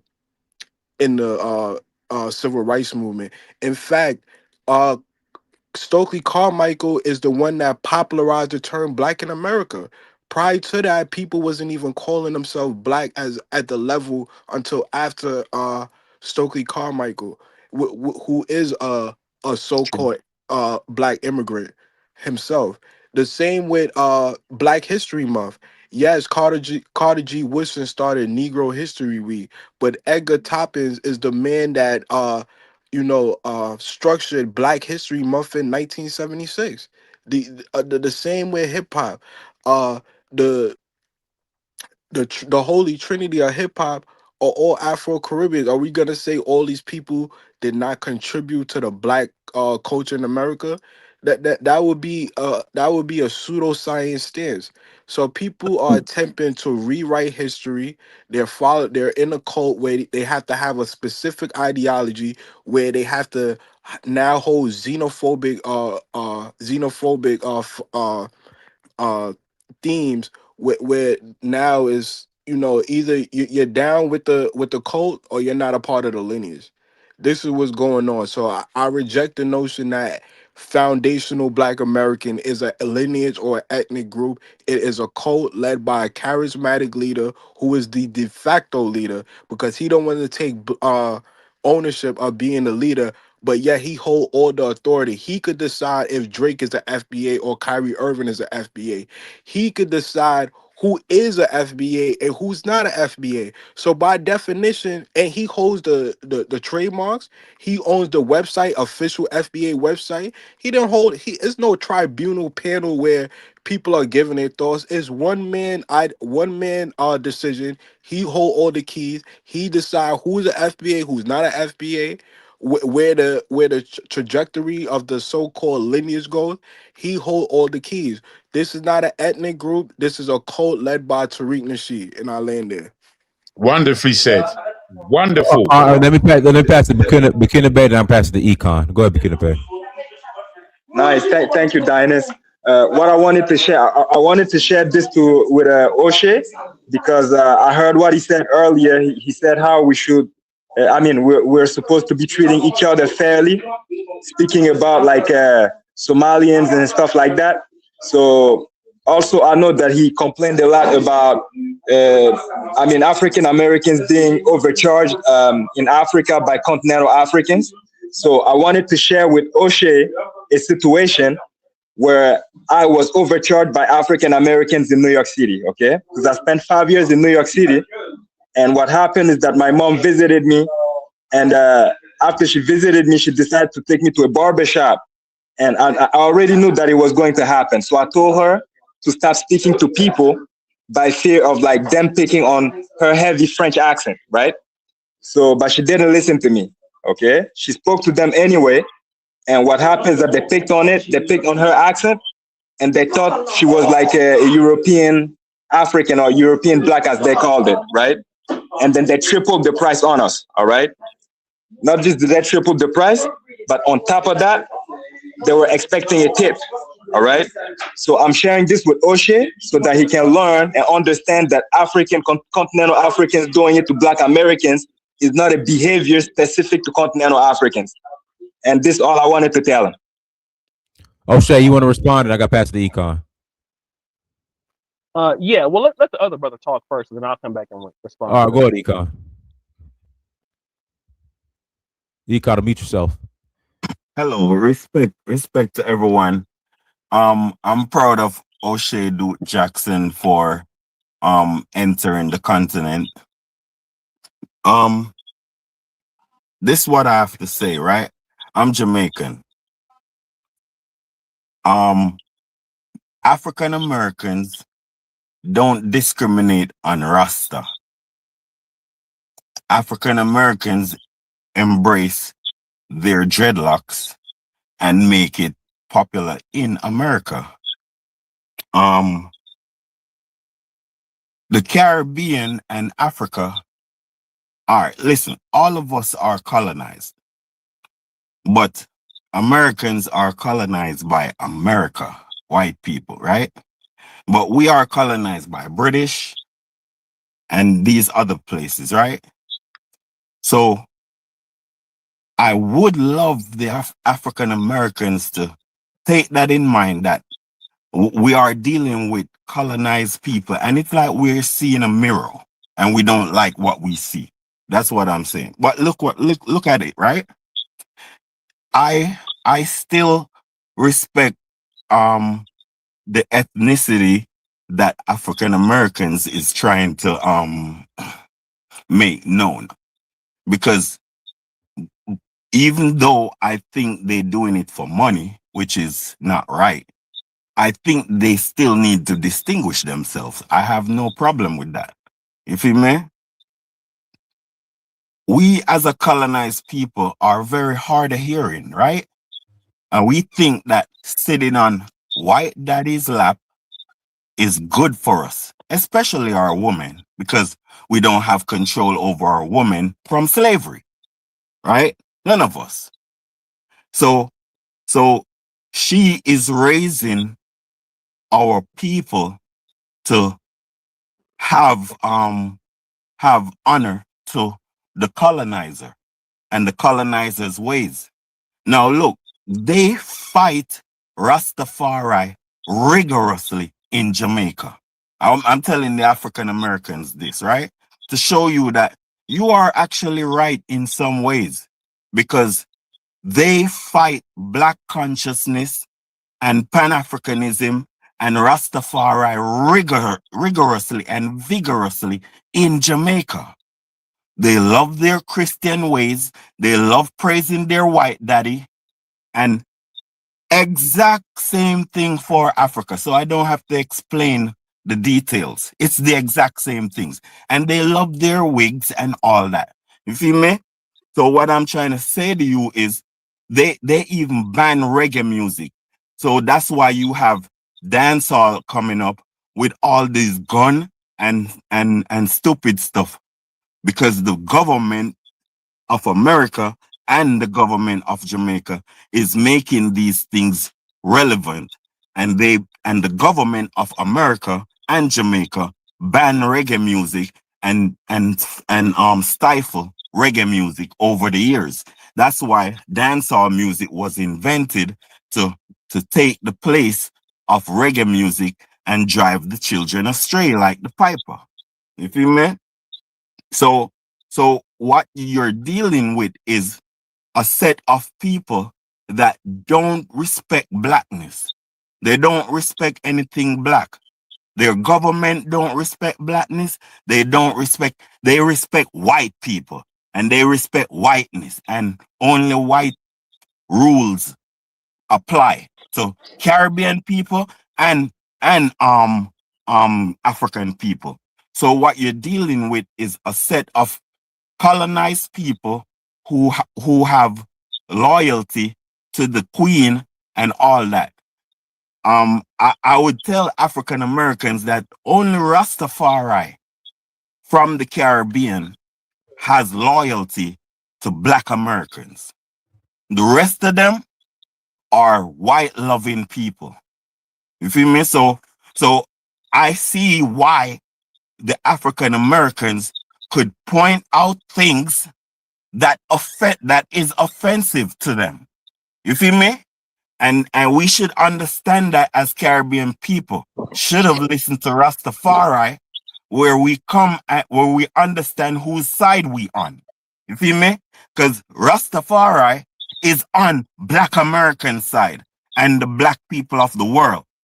But the Christian people in Africa and in the Caribbean people is on the Queen side and the white man's side, because their God is white. So there is the answer for the Black Americans as to why they got caught up, because they're rude too. They have a little rudeness because they only diss black people. Caribbean people only diss black people. They only kill black people. Africans only disrespect black people and they only kill black people. So there you go. But you can't really blame, you can't be personal about it, because we are colonized people and we need to be decolonized. And as soon as we are decolonized, then we become valuable to each other. Thank you. All right, go ahead, Cosmic. Unmute yourself. Hey, what's up? What's up? Can you hear me? Yeah. Can you hear me? Yes. Okay, all right. Well, okay, this is my own 2 cents on this conversation, right? It's, to me, I do understand the idea of FBA, right? But it's very obvious that this is not a delineation that is coming from the conception of Black Americans as a whole group, right? Because it's a wise African leader once said, if you see the West praising me, know I have sold you out. In America, if you see the media portraying Black America in a way that's going to be beneficial to them, know that that is a scam. Because you're seeing that on TV and they're doing that, it's just a way to delineate you from your own people. But I do understand why you guys are trying to delineate. But here's the problem. A lot of you Black Americans are undereducated on a lot of things. And you put the right things in the wrong context. You keep saying Pan-Africanism, Pan-Africanism this, Pan-Africanism that. Like the whole of Africa knows about Pan-Africanism. Most people in Africa don't even know what Pan-Africanism is. They can't even buy a book. So the people that Black Americans have issues with are with the immigrant Africans who are white supremacists themselves. Colonized. You know what I'm saying? Colonized mind. And because of that, you are trying to use that to throw all of us in the same category.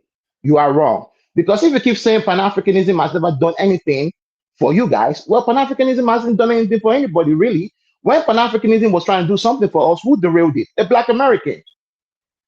Who worked with the CIA to derail the ship that was going to be taking Black Americans and African diaspora to Africa and Caribbean to America, the triangle, back and forth. Who derailed it? Who was the person, the Black person who the CIA used? A Black American. What about the Black Panther Party? Who did the CIA use to destroy your own community? A Black American. Again, the issue with you FBAs is that you can't even see your own self. So again, you guys are putting the right things in the wrong context. Nobody has benefited from Pan-Africanism. In order for us to benefit anything from Pan-Africanism, we need to be united. We need to have one voice. We need to have one goals. We need to have economical plan. All this we are doing is just planning. We've been planning for the past 80 years. Because some of you niggas can't even stand to stand Hey, a man. Cosmic, that's a $10. $10. That's a $10. Okay, I'll send it to you. Just send me your cash app, right? I'll send me your cash app. Some of you cannot stand. And Hold on, let me keep finish. talking that way, man. Anyways, some of you Black people cannot even stand to be in front of a Black man who knows more than you, who is obviously a leader, who you should be following and helping build. We can't even do that. So the point I'm trying to make here is that, look at, nobody has benefited from Pan-Africanism. So Shay, all that rudimentary commentary you've been making on YouTube is false. You don't know what you're talking about. Yep. You don't know what you're talking about. The reason Pan-Africanism is what you're doing. Pan-Africanism is your ability to, even though Africa is not perfect, to go into Africa and use your black dollar to live comfortably and hire some Ugandans and show them the way. That's Pan-Africanism. And we are not going to enjoy Pan-Africanism until we are able to get few elites out of us who have the money to go invest. What are we trying to invest in as Pan-Africanism? Okay, why are we not investing in the mining industry? How many of us are in Burkina Faso in the Sahel trying to get a mining deal so that we can start making all these jewelries and sell to the rappers and things like that? How many of us are doing that? But if we bring this conversation and say, okay, you know what, let's create a trust. Let's create a trust whereby, for example, Dynasty is going to be, in short, with a trust, multiple people can be the trustee. So nobody's going to take the money out until all of us agree. Let's start putting money into a trust account. And let's start funding things and start, building for the next 20, 30 years so that your children, my children, some of them going to school and coming back and going to go knock on the white man's door to get a job, we can say, hey, we just built this $100 million corporation right here. Maybe it's going to be in South Africa. Maybe it's going to be in Nigeria. Maybe it's going to be in Burkina Faso. Wherever it's going to be, okay, y'all go over there. Y'all going to be making $200K a year. Y'all ready for that? That's what Pan-Africanism is trying to do. But we can't do that until we are able to follow our leaders. And our leaders, until they are able to also listen and follow. We can't lead without following, and you can't follow without leading. Like Omar Johnson. Like exactly. Until we're able to do that, we're just talking about this, Pan-Africanism.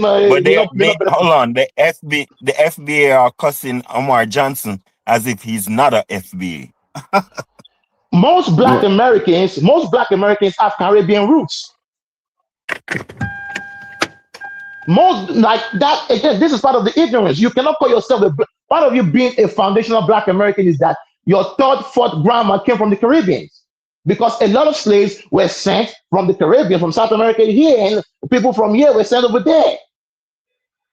That's the reason why you guys lived together for so long that it did not even matter.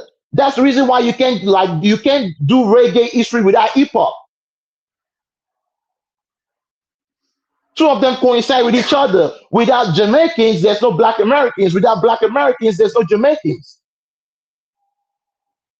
So I rest my case and leave the conversation to the rest of the family. Can I speak next? Go ahead. Yeah, my thing with this, bro, is like a lot of people is talking about Pan-Africanism, bro. Most people that's professing this stuff, not real Pan-Africanists, bro. It's just they're just trying to capitalize off of something that's trendy that they could. It's just like a prosperity preacher. Like majority of these people's lives do not reflect what they be talking about, and even if you just because you're on the continent, don't mean that you know quote unquote Pan-Africanist per se. Like when you start to actually look at the origins of what Pan-Africanism really is and is really supposed to be, these people don't reflect that in life and in culture. Now, what the brother Econ Fire was saying as far as the dynamics that exist on the continent and in the Caribbean, the same exists, if not even to a more degree, in African American culture. Our people are not this pro-black people in no major way. Our people are KOONs or COONs too. And like that's what we need to deal they have with. the same Anglo-Saxon Protestant mindset when it comes to the world. When we interact with each other from a commercial basis, it's bad dealings all the time. You walk down the street and say what's up to a brother, you got a 55 to 50% chance of somebody just looking away and not even greet you no more. Our culture right now is not what it was in the 60s and the 70s, and people gotta stop acting like that. Our people are just as colonized as anybody else, and when it comes to actually interacting with each other from all sense, like the delineation is dumb. We have the same dynamics all over the place, and we keep trying to make these subgroups, but we have the same problems, and we need the same solution. So it's dumb. But I'll listen to my other thought. Hey, Cosmo, I ain't got Yeah, my I mean, Cosmo, Okay, I ain't hold got on, my where you yeah, I at? mean, Hold on, what's the cash app? It's right there on the screen. Hold on, let me write it Can down. I got you. yeah. So Dennis, can I report? no. Dennis, Hold on. Okay, you see it up? You see it, Cosmic? Hold on. Let me. No, I don't see it. But okay, I got you. I'm your Dynast, right? Yeah. I got you. I'm doing it right now. Okay. Luckily for you, I just got paid too. All right, good. Dollar sign. Dollar sign. Dennis, Dollar. can I report O'Shea now? Go after ahead, so long? Drago. Go ahead, Drago. Thank you. I'll Thank you. come after you. Go ahead. Now, O'Shea, I've got nothing against you. I know who you are in terms of your screen, and I know you're trying to do your thing. But you Received. see my issue is it's the speciality of the African American or the black person in America that I don't know if it's a feeling of superiority, a feeling of ignorance. I don't know what it is. I don't know if it's the training that you have in America that says that you must always see first. But Money. you see, this thing for me is problematic. It's not that Pan Africanism didn't do anything for anyone or didn't do anything for you guys specifically. It's not about what you called it. You said it's a leverage for us to get ahead or something like that. No, you see, we It have to is. understand. No, wait, I'm afraid we have to understand the way this world works. As as the continent of Africa right now is being completely assuaged by the rest of the world because they want their piece of Africa. What black people, whoever they are, wherever they are, should be doing, especially those in the diaspora, should be making sure that not only through business but through politics, because there's a misunderstanding between the people and politics. Our politicians in most of the African countries are the stool pigeons of Europeans or the Western hegemony. What we understand and recognize about the AES is that they have understood that they have to take off the jacket of the European and of the West. They have realized that after their initial colonization and they came into their independence in the 60s, that independence was false. It was more false in the Francophone countries than it was in the Anglophone countries.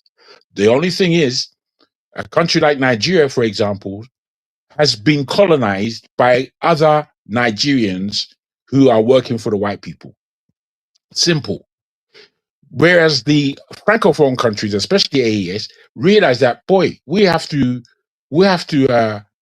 um, unravel this independence because we don't feel independent, and whoever we call in to assist us, nothing has been done in the 64 years that we've been independent. So what they are doing is what you might call Pan-Africanism, which is to say, look, we can't do this no more. We have to look for different partners. We have to have a different point of view about how we rear our country and our countrymen. Now, once we understand this, we know that we've got a collective job as opposed to looking for your individual benefit. What's the benefit of me going over here? Of course, there must be independent. We're human beings. We're human beings, so we must clothe and house and feed ourselves. These are benefits. But we have to understand the power that we have being in the diaspora. Because we're in the diaspora, we have a much tactile understanding of the way the world works. By the Yeah. time you go back to Africa, you can see that there is a level of ignorance, not amongst all the people, but there's a level of ignorance amongst the vast majority. And that ignorance needs repairing. It needs repairing through education. It needs repairing through health. It needs repairing through all kinds of manifestations. What are you see? Believe that when we put ourselves first, what's the benefit to me? I think we just get the whole thing upside down. We don't know what we're doing. Let me I interject don't, real quick. It's a simple. This thing is very simple. Look at Yeah. what the Zionists are Well, doing. hold Hold on, up. hold on, hold on, hold on. O'Shea, you want to respond, O'Shea? And Cosby, you got a lot of background noise, Cosby. I don't know you if you're allow me saying to Yeah. or respond to O'Shea when he spoke my name, but you're allowing O'Shea to respond to me now. Very unfair. oh Very Lord unfair. Jesus. O'Shea, you there? Can someone else speak, please? Hold on. O'Shea, you there? O'Shea? Yeah. I won't be long. To the brother that was talking about that, his mother came to United States and she was scammed. I don't disagree. I probably believe he's telling. I'm pretty sure he's telling the truth, and that just brings to my larger point that we all must treat each other fairly, whether it's hashtag FBA, whether it's Caribbeans. All of us must treat each other fair so that these situations don't happen where you start getting demarcations or delineations more than what they are now. So I definitely agree with what he's saying. If Black Americans are running scams on Africans, that would be wrong, and vice versa. So we're not perfect. We can. What I mean, like someone like me, I've lived in the UK for so long, and I've lived with Jamaicans, I lived with Africans, and I've seen wave of Africans that came to the UK. Yeah, and we have different branch of black people that came, layers on top of layers, right? And the same thing in America. I can understand where the FBAs are coming from. If we got to be fair, because we in Africa, a lot of black people are not really Pan-Africans in Africa. Let's make this clear. These people are more like pan-tribalism. Okay? Yeah, one second. Okay, they're not. You were already Sorry? talking. Just started talking, brother. Like, can you let me finish what I'm about to say? No, I just put. Okay, yeah, carry on. Thank you, please. I'll be very quick. To the brother, No problem.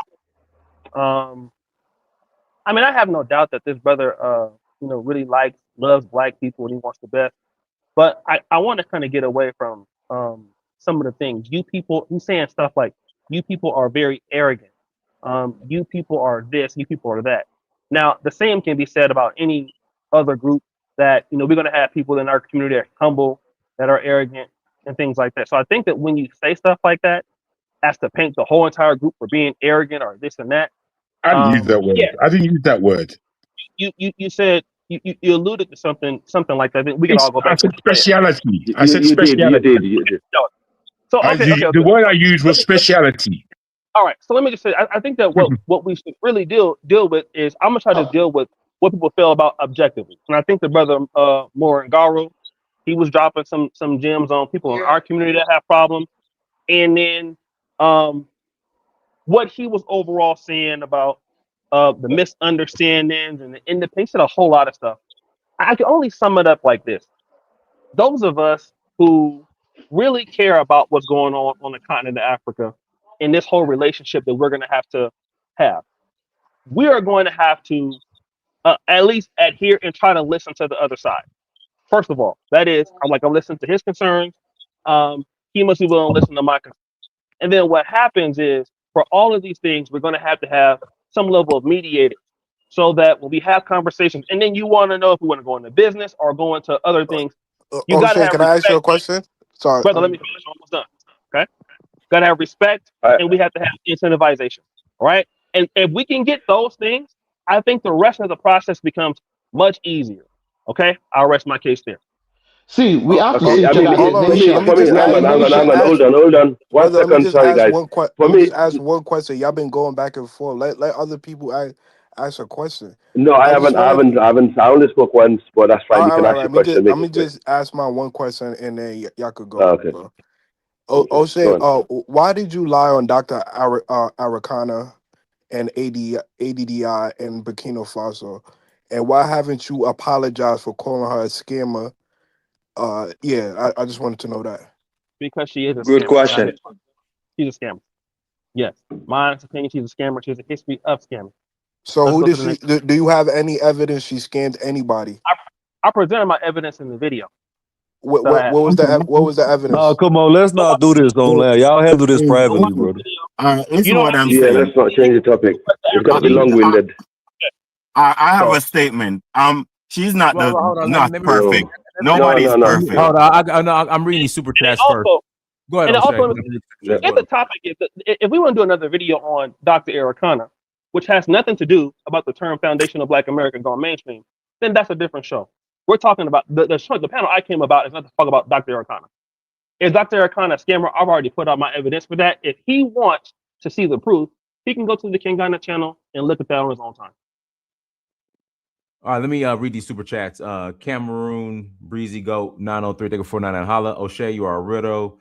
You twist that delineation word like your father, Tariq, but in reality, all commoners work together when they in a foreign land.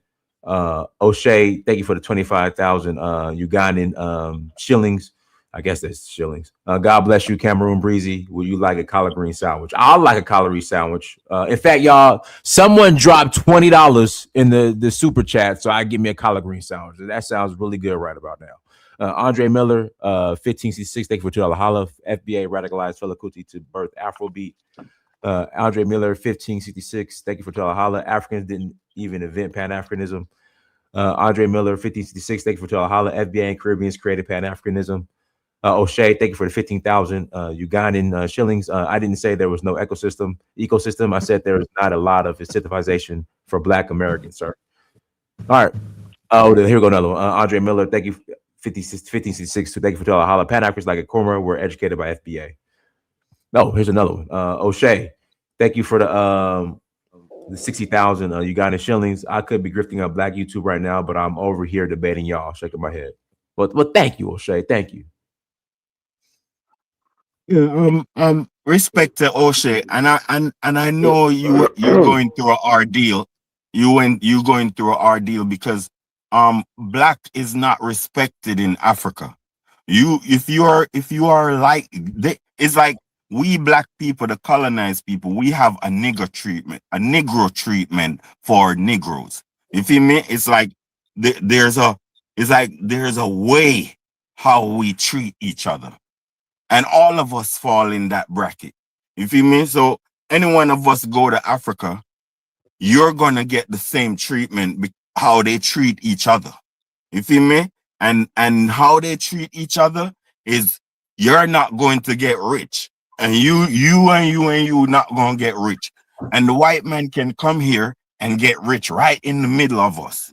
And that's how Africa is. So my advice to you is you have to what you'd call motivate Pan-Africanism, motivate Black consciousness. You have to formulate organizations that give the people an option to say, you of that Black tribe and you of that Black tribe should be protected because we are protecting Black tribes. So we want it all to be the Black tribes of Africa. So you have white Arabs there and white people down there. So we are the Black tribes of Africa, and we are protecting Black. So what I'm saying is, like, we need something in Africa to distinguish Africans, because the word Africa don't distinguish Africans, because the Arabs are the Africans are calling Arabs African, and the Africans are calling goddamn the white people in the South Africans. But what they can't call them Black. Hey, So we Econ, need Econ, let me. I got new people on the panel. Let yeah. me pass the mic to them so we could give Okay. them opportunity. So Cashinova, that's go ahead, what I'm Cashinova. saying. Okay. Go ahead, Cashinova. Peace to everybody on the panel. Can y'all hear me okay? Yeah, go ahead. We hear your blinker. Go ahead. Okay, yeah, this is a good topic. I saw the the news report about FBA. Now, are they becoming, a mainstream term? That I don't know. I feel like they just using it right now to describe the particular group that we're part of. However, I don't think this is anything that's gonna stick, because the amount of rhetoric that comes from the FBA people, it's a little unpleasing and unsettling. Like, uh, it's a lot of FBA people seem to be high school dropouts.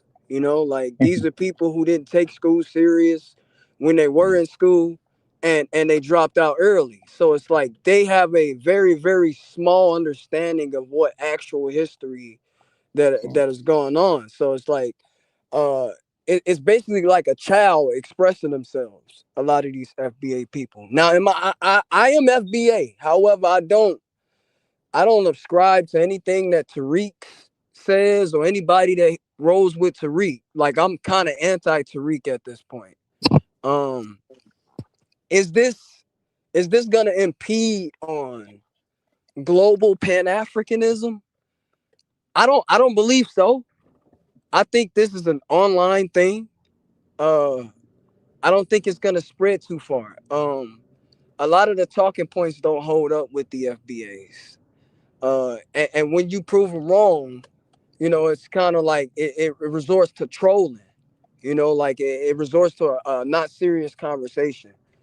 So I mean, a lot of what O'Shea says, you know, in terms of FBA and our legitimate grievances with Pan Africanism is true. You know, like a lot of people don't see any incentive of buying into Pan Africanism, FBAs that is.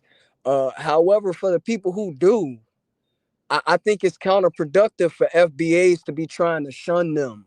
You know, people like Dynast or somebody like you know, Brandon. These are Pan Africans and they're also FBA, but because of what they do in terms of Pan Africanism and on the continent, FBAs, they'll say, "Oh, well, you know," I've heard them say that Brandon's not FBA. I've heard them say that Umar Johnson is not FBA just because they said something that Tariq didn't like. And I've also heard Tariq say that Meghan Markle, she's biracial, by the way. Meghan Markle is FBA. You know, like, so what somebody said earlier was he gets to choose who's FBA based on his likings. And that's true. So it's not a lineage. Now you could use this term to describe us. However, like we got other things to describe us. African American, I still use that term. Black American, I still use that term. Uh, FBA don't I think we're don't have gonna have to come receiving. up with our own name. FBA don't have FBA's don't And have it Let the can't man receiving speak, man. hairline. Let the man speak. Be quiet. Go Lord. ahead, you guys over. and it can't be something that's reactionary to white supremacy because it seems that's a lot of what we do. It's like we reacting to them. We need to be proactive. We need to be thinking outside the box, and the only way we can do that is if we drop all of this ignorance that we talking about, or who's FBA, or I'm not gonna say you claiming to be Jamaican or you claiming to be Nigerian is ridiculous, but I mean it's in the same category, you know, like we need to be African first. So as long as we got people champion their country, wherever they from, and acting like there's no problems there in that country, like FBAs do with America, we'll never get anywhere. And that's all I got to say. I'll land my plane there. All right, Black Y O. I can't even. I don't even know what your name is. Go ahead, Black Y Low Rain. Go ahead. Yes, can you hear me? Hear you loud and clear. All right. Yes. I just wanted to say that I think to piggyback over some of the talking points tonight, FBA is getting a lot more popular than just offline or whatever, based on that news report. For me, I just looked at it the same way as ADOS. It's an offshoot. And the thing about it is that although I am, yes, FBA, ADOS, Black American, I still believe that Pan-Africanism as an ideology is the ultimate answer for Black people around the world, because we all know that everything runs through Africa as far as the resources. Africa has everything that can stop the Western imperialism overnight if Africa as a whole come together. And that's what I'm saying, that there has to be a power base to ideology. Otherwise, it's just all rhetoric. And I think that's the main issue. Nobody wants to. Hello? Yeah, go You ahead. good? You clear? Oh, okay, yeah. I was saying that nobody is like taking the responsibility to say these particular leaders who is in our way from stopping it. You know, we got to get them out of here. If you don't have Africa as a power base, you don't really have anything else. I'll let my plane right there. All right, go ahead, Quincy. Yo, can y'all hear me just fine? Yep. Okay, cool. What up, Diners? What up, everybody? Peace. Everybody except the dude from UK. So look, Thank you, bro. Thank you. but the bottom line is, man, and I've said this a million times to you all, is that y'all so focused on FBA, you're missing the forest from the trees. FBA is one faction of the delineation movement. And what's happening is the movement is gaining steam. Honestly, I'm going to blame y'all. I'm going to blame the diaspora. I'm going to blame Pan-Africanists, right? Because what happens is when a group of people keep getting attacked All that makes them do is coalesce, and more people join the cause. I said this last time, and I just seen it, and it just happened with Shabuzi, right? I've seen so many comments over the last few months that it went along something like this. I used to think those FBA people was tripping, but now I kind of see what they're saying. I've been telling y'all have been so apologetic or excusing or just downright either agreeing with the disrespect and going to Black Americans that y'all are missing that every time y'all let that shit ride and y'all don't sniff it out and stop it. More and more FBA pop up. Pan Africanists, y'all should have stopped the disrespect. Even though, like the two guys talking back before me, jumping in, disrespecting Black Americans. You know what I mean? FBA is a lineage regardless of how anybody feels about it. It's just another damn euphemism for African American, Black American, ADOS, Negro, color. It's all the same. It's a lineage regardless of how anybody feel about it. And how you feel about it don't change nothing on the ground. Anybody go on TikTok right now, this the youth. These are the folks in their late teens and their early 20s talking about delineation. And frankly, they was going with Solon for a second, but even I'm surprised at how much FBA is catching on, even with the young folks.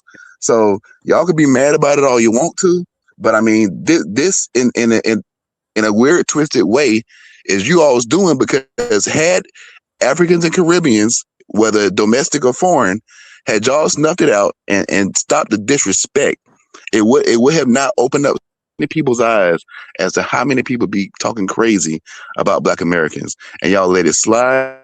And like I say, I keep saying the same sentiment of more and more people who was against FBA. They say I don't do diaspora wars. That's what they always said, and then suddenly it's like I see what the FBA is saying. Shabuzi getting up there all up there on the Grammys, disrespecting Black Americans. FBA is talking about immigrants built America like slavery didn't happen. I mean, like this should have never happened. It should have never got this far. It should have never got this far. Africans should have been the first ones to tell other Africans don't disrespect Black Americans. You know what I mean? They pretty much gave us a nice landing spot in America. Caribbeans should have been the first ones to tell the other Caribbeans don't disrespect Black Americans. They gave us a nice landing spot in America. And Pan-Africanists, y'all supposed to be the ones connecting everybody. Y'all damn sure should have been the ones telling everybody don't disrespect us, because what's going to happen is exactly what's happening. People, more and more people are going to get on board. More and more people are going to notice the disrespect, and nobody wants to be disrespected. No matter how much they don't want to do diaspora wars, no matter how much they praise Africa, no much. I've seen Pan-Africanists. Your boy Deontay Kyle, who's a Pan-Africanist. One day he on the Pan-African tip. The next day he's saying Black February is Black American History Month. Like even he talking that talk now. So it's like this on y'all, man. This on y'all, and it's so funny because y'all just like y'all Your mic is mess going up. out. Oh, yeah, I'm sorry. Yeah, But the look, signal is last bad. thing. Okay, cool. Last thing, y'all just like the Democrats. Y'all mess up real bad, lose miserably, and then you don't even learn from your mistakes. Y'all still doing the exact same thing at this very moment, which led to this point, which is disrespecting Black Americans and telling us that our lineage, this FBA ain't a lineage. I'm telling y'all right now, this ain't a negotiation. I'm telling you, all that does is sprout more FBA. So keep doing what you're doing, and the movie will keep growing. Y'all have a good one, man. Go ahead, I O'Shea. mean, you know what? Sorry, Whoa. brother. Hey. No. Go ahead, O'Shea, then Invisible Man of Vanessa, then I'll pass it to you, Africa. Go ahead, O'Shea. Yeah, I Okay, mean, thank you. I heard what the brother was saying, and let me try to be like, let's say, more objective. I'm not saying he's wrong or right or whatever, but I recently had a young lady here in Uganda that's trending all over the country that I really knew. She used to come to all our events. She was killed. Somebody broke into her house, um, raped and murdered her, and the case is still ongoing. And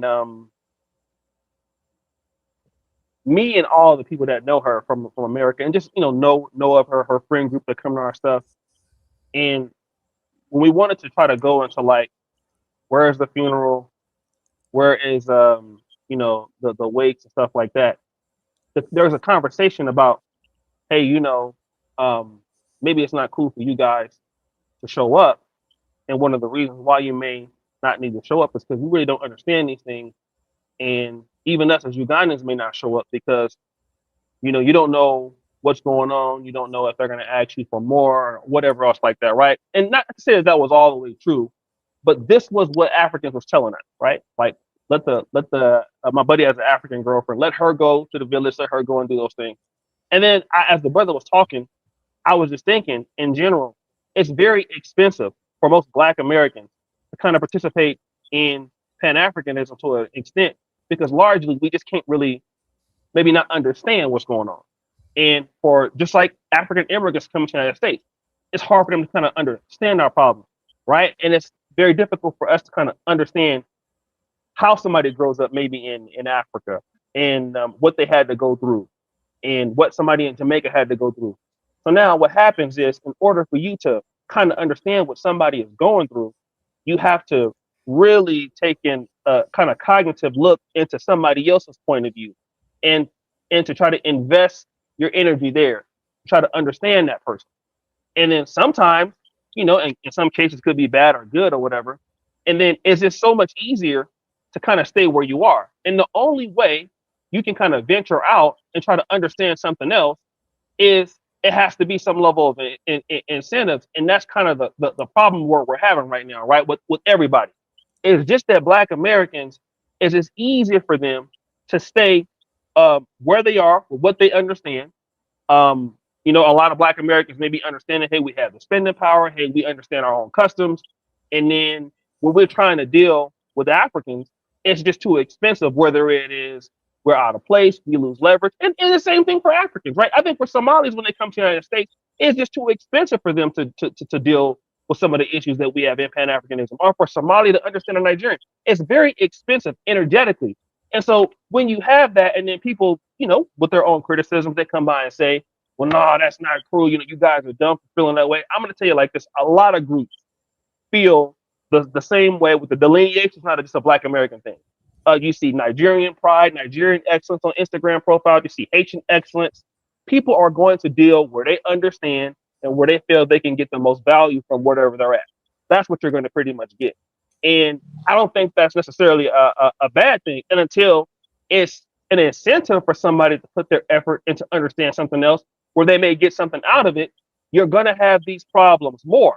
And so what happens is, let's say for the Somali community, now, if people start coming out against them, which is, you see, you guys are scammers, and which people have been saying it, right? Some people in the community are scammers. This is what y'all get for not, integrating into the larger Pan African world. And Dr. Umar made the same criticism. Ultimately, it makes them kind of become more closer, right? So the Somali community is going to become closer. The same criticisms that come against Black Americans will only force them to do that. And so then what it takes is somebody who will say, listen, I really want to be fair to the other side, which I'm going to be honest. When you look at these leaders from these communities, you're not going to get that. That's going to be very difficult to do. Or somebody on the Somali side or the Senegalese side or Nigerian side that will say, hey, we want to extend this olive branch to the other side or to other people. Let's leave Black Americans out of it, for example. You have issues with Nigerians and Ghanaians. That's a big thing. Nigerians and Cameroonians. I mean, just extending the olive branch to them may be very difficult. It's just too expensive. So this is the problem that the whole Black world and has to solve. You see, and so what you're hearing from the brother that was speaking before me is the same thing you hear with Kenyans and Tanzanians. I mean, I'm right here in Uganda. I can tell you, even with the Ugandan Buganda versus the Ankole, it's the same concept. It's no different. So until you get to that whole idea of it's too expensive to kind of understand the other side, no matter who you are in this, you're gonna come across this issue. That's all I gotta say. All right, go ahead, Invisible Man. Then it's Vanessa, then Benga. Then we're gonna close out. Well, then I'll let Africa speak. But go ahead, Invisible Man. Yeah, I kind of agree with what Quincy was saying. But let me say this. I think the title of your program right now is, yes, it has already gone mainstream when you have a national network recognizing or saying the term. As I said before, I don't look at it as having a leader. When I've heard the terminology, I agreed with how it defined American blacks. That is it. With respect to a whole lot of people that no, I don't see Tariq Nasheed as anything but somebody that coined the term and he's out there pushing it. As being a leader, I don't see that. Now, let me say this. I was in high school in 1971. Pan-Africanism was big.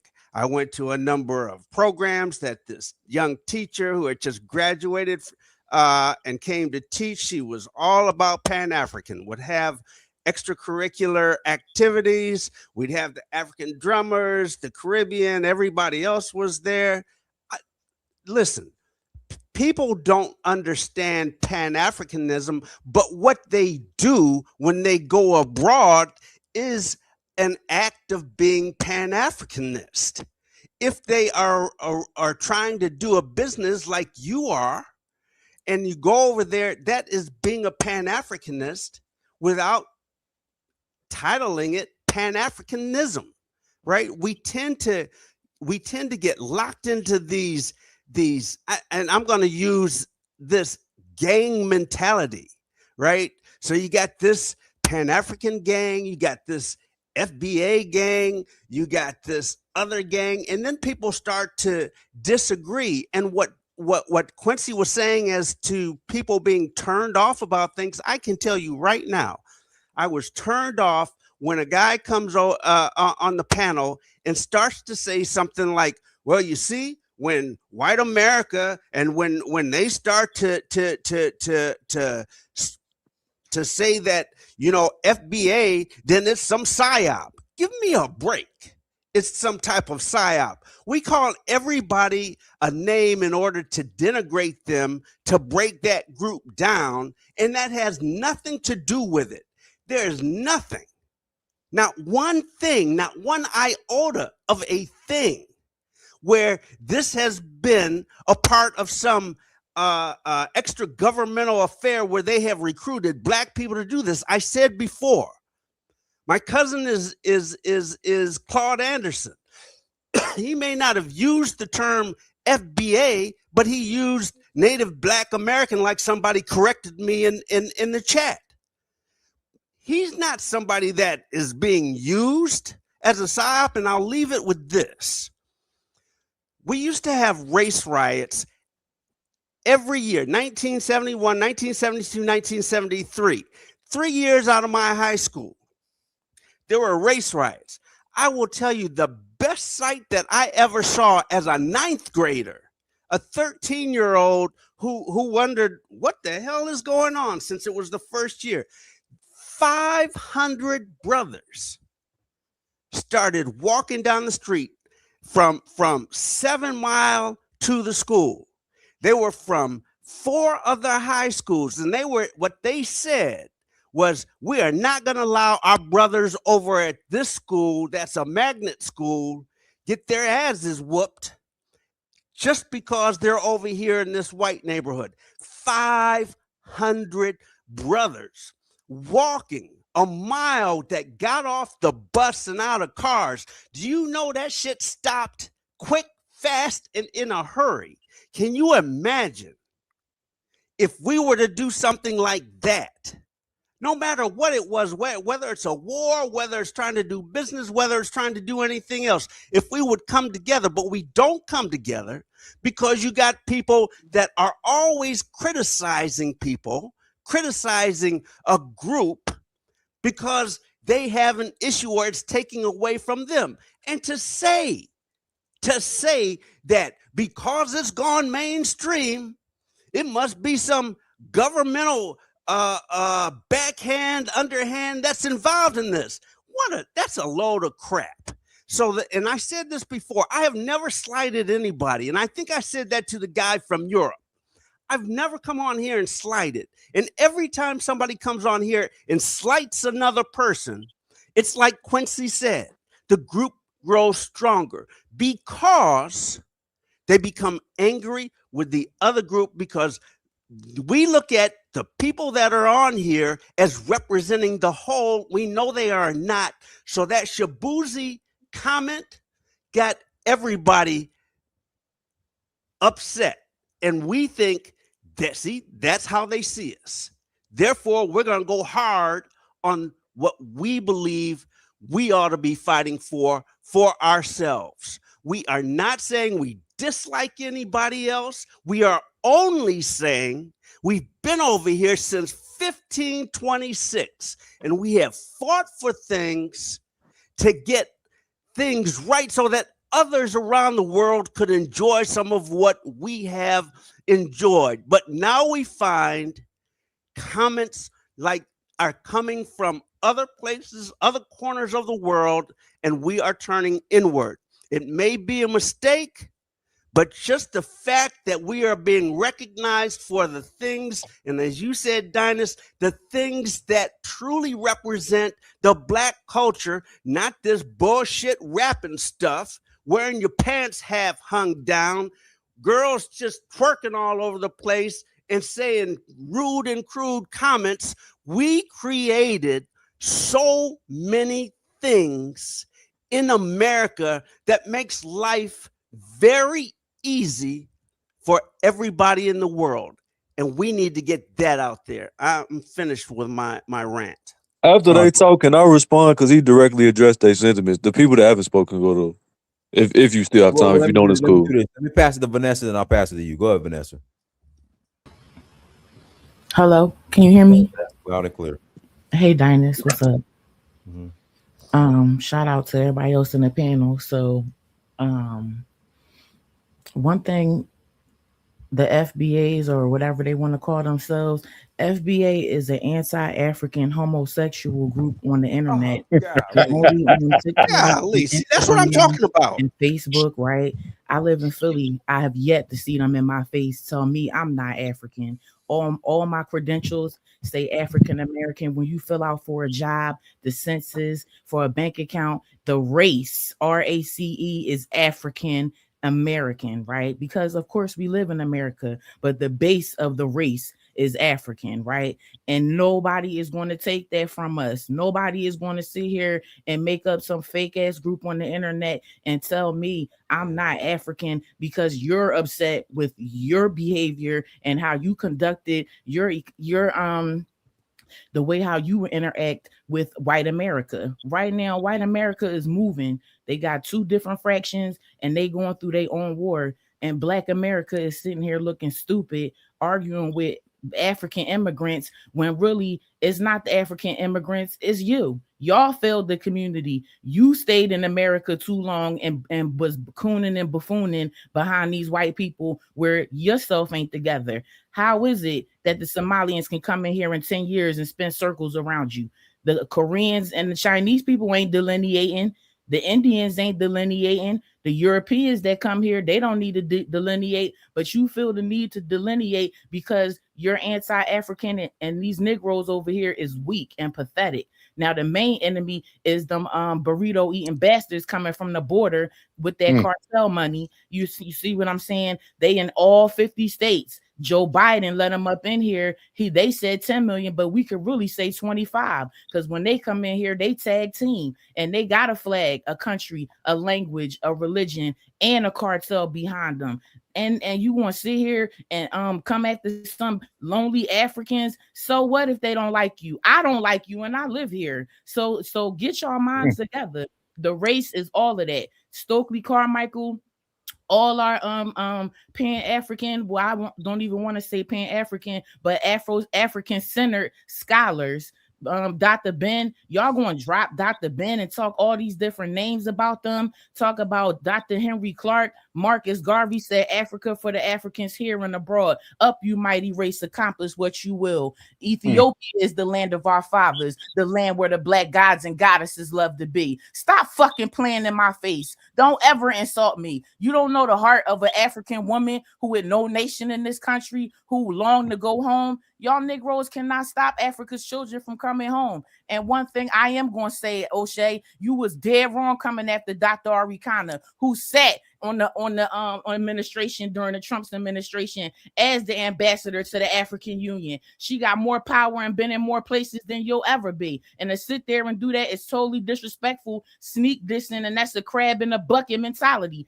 And who's a real doctor and who's taking us places further than you could ever will. But we gonna save that topic for another day. FBA ain't mainstream because guess what? Mainstream is when I go downtown and I complete my documents, it's going to say African American, and nothing on my documents say FBA, fraud BA. And FBA really means fulfillment by Amazon. If you want to get technical, y'all need to grow the hell up. Get y'all fucking mind right. Because at the end of the day, this country is going through some shit. The dollar went down, boo. So the only way out is Africa. It's Garveyism or perish. And if you don't want to accept that, hey, that's fine. You can stay here and go down with the ship. The slave will always go down with his master. I'm fine with that. I'm happy with that. But you're not going to stop this child of Africa from coming home. My credentials is ready. My paperwork is ready. My passport is ready. When my bag is up, definitely my permanent move will be over there. And when I get there, it's going to be all blessings. The same way I showed Speed went over there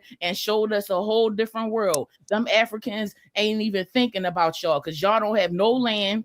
You got no resources, and y'all sitting here still crying for reparations. Y'all destroyed the little bit of progress that in Cobra had, and now y'all sitting here talking about some. Oh yeah, we ain't African, and Africans don't like us, and we doing this and this. The lineage. It's not your lineage ain't my lineage.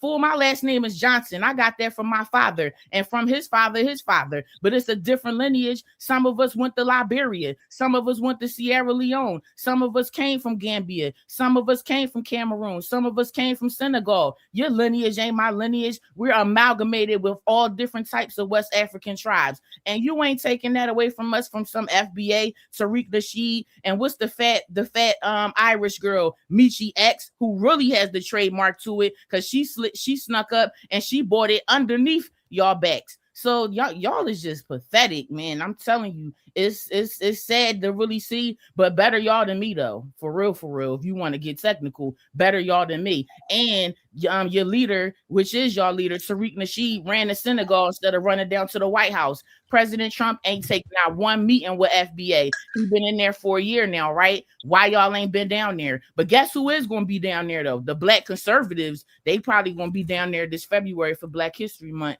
and maybe Nicki Minaj. But the rest of you, you too scared to go down there and talk to the most powerful man on the planet and tell him your grievances and give him your agenda. Because y'all some pussies for real. You want to get on here and talk down on black women. You want to get on here and talk down on African immigrants, but you ain't got no heart to go down to DC and say how you really feel. Damn. I mean, the Honorable Elijah Muhammad is right. Y'all love the devil. We can't even sit here and go after the white man because we got to go through you black devils before we can get to that's foul. And I'm done with y'all. I'm never uniting with FBA. And if I ever see one of y'all in my lifetime in my face, I'ma spit dead in your fucking face because you know you will never ever tell me to my face that I'm FBA or that I'm not African. I will spit right dead in your face on that note. And like I said before, Dr. Ari kind of said it in the most plainest way.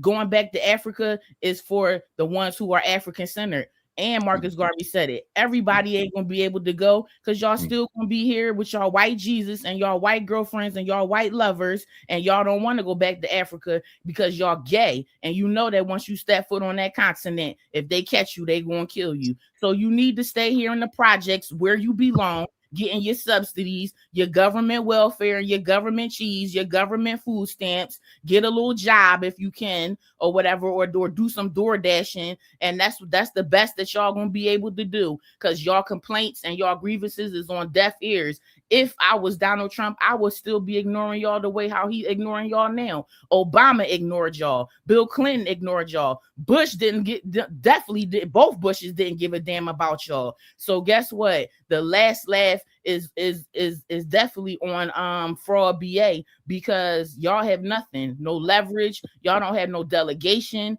Y'all don't have no money, no land, no resources, no gold, no diamonds. Y'all don't even know who y'all are. Half y'all don't even know who y'all daddies are. You ain't even know who your mommies are. Y'all crack babies for real, wet head babies for real, pill popping head babies for real, that just jump on the internet and troll. But guess what? I'm going back to Africa. Dinah's going back to Africa. We traveling back and forth doing what we want to do whenever we want to do it. What y'all going to do? Jump in front of the plane and act like a bitch and have a tantrum because we want to go there and live our dreams and live our life? Please, y'all got to grow up, get y'all fucking mind right, and know this. The African race is what it is. Africa will be first, okay? It is on the rise, and it's not a goddamn thing y'all gonna do about it. And O'Shea, I will be talking to you about that Dr. R.B. Connor statement, because that shit was some bullshit, and you did the fuck wrong, and you ain't stopping her. You never gonna be able to stop her, because she is the queen on a mission. Her destiny has already been fulfilled. So fuck you, O'Shea, and I mean that with the bottom of my heart. Go ahead. Wonderfully said, madam. I love that. And you are very welcome. Hey, How she dare you beat said all of that? you How up. dare you said There's that? You nothing more to contradicted everything say. you said. That's the last word of it. It's done. It's finished. All right, Madam, you bro. are beautiful. Beautiful, madam. What do you mean? Nonsense upon Jago, nonsense. you're a hypocrite. She's right, but you're a hypocrite. She's right, You but you're fuck a off, you hypocrite. idiot. Go away. Hey, You but don't. Hold Fucking on. idiot. to the You're trying to claim you're trying to steal that credit. You're trying to steal the queen's I'm not crown stealing here. her credit. She You're an said it. idiot. It's clear to everybody. She said it, my friend. You're just all right, talking. bro. To Can I say the something? dude to the dude Hold who on. O'Shea, you trying to respond?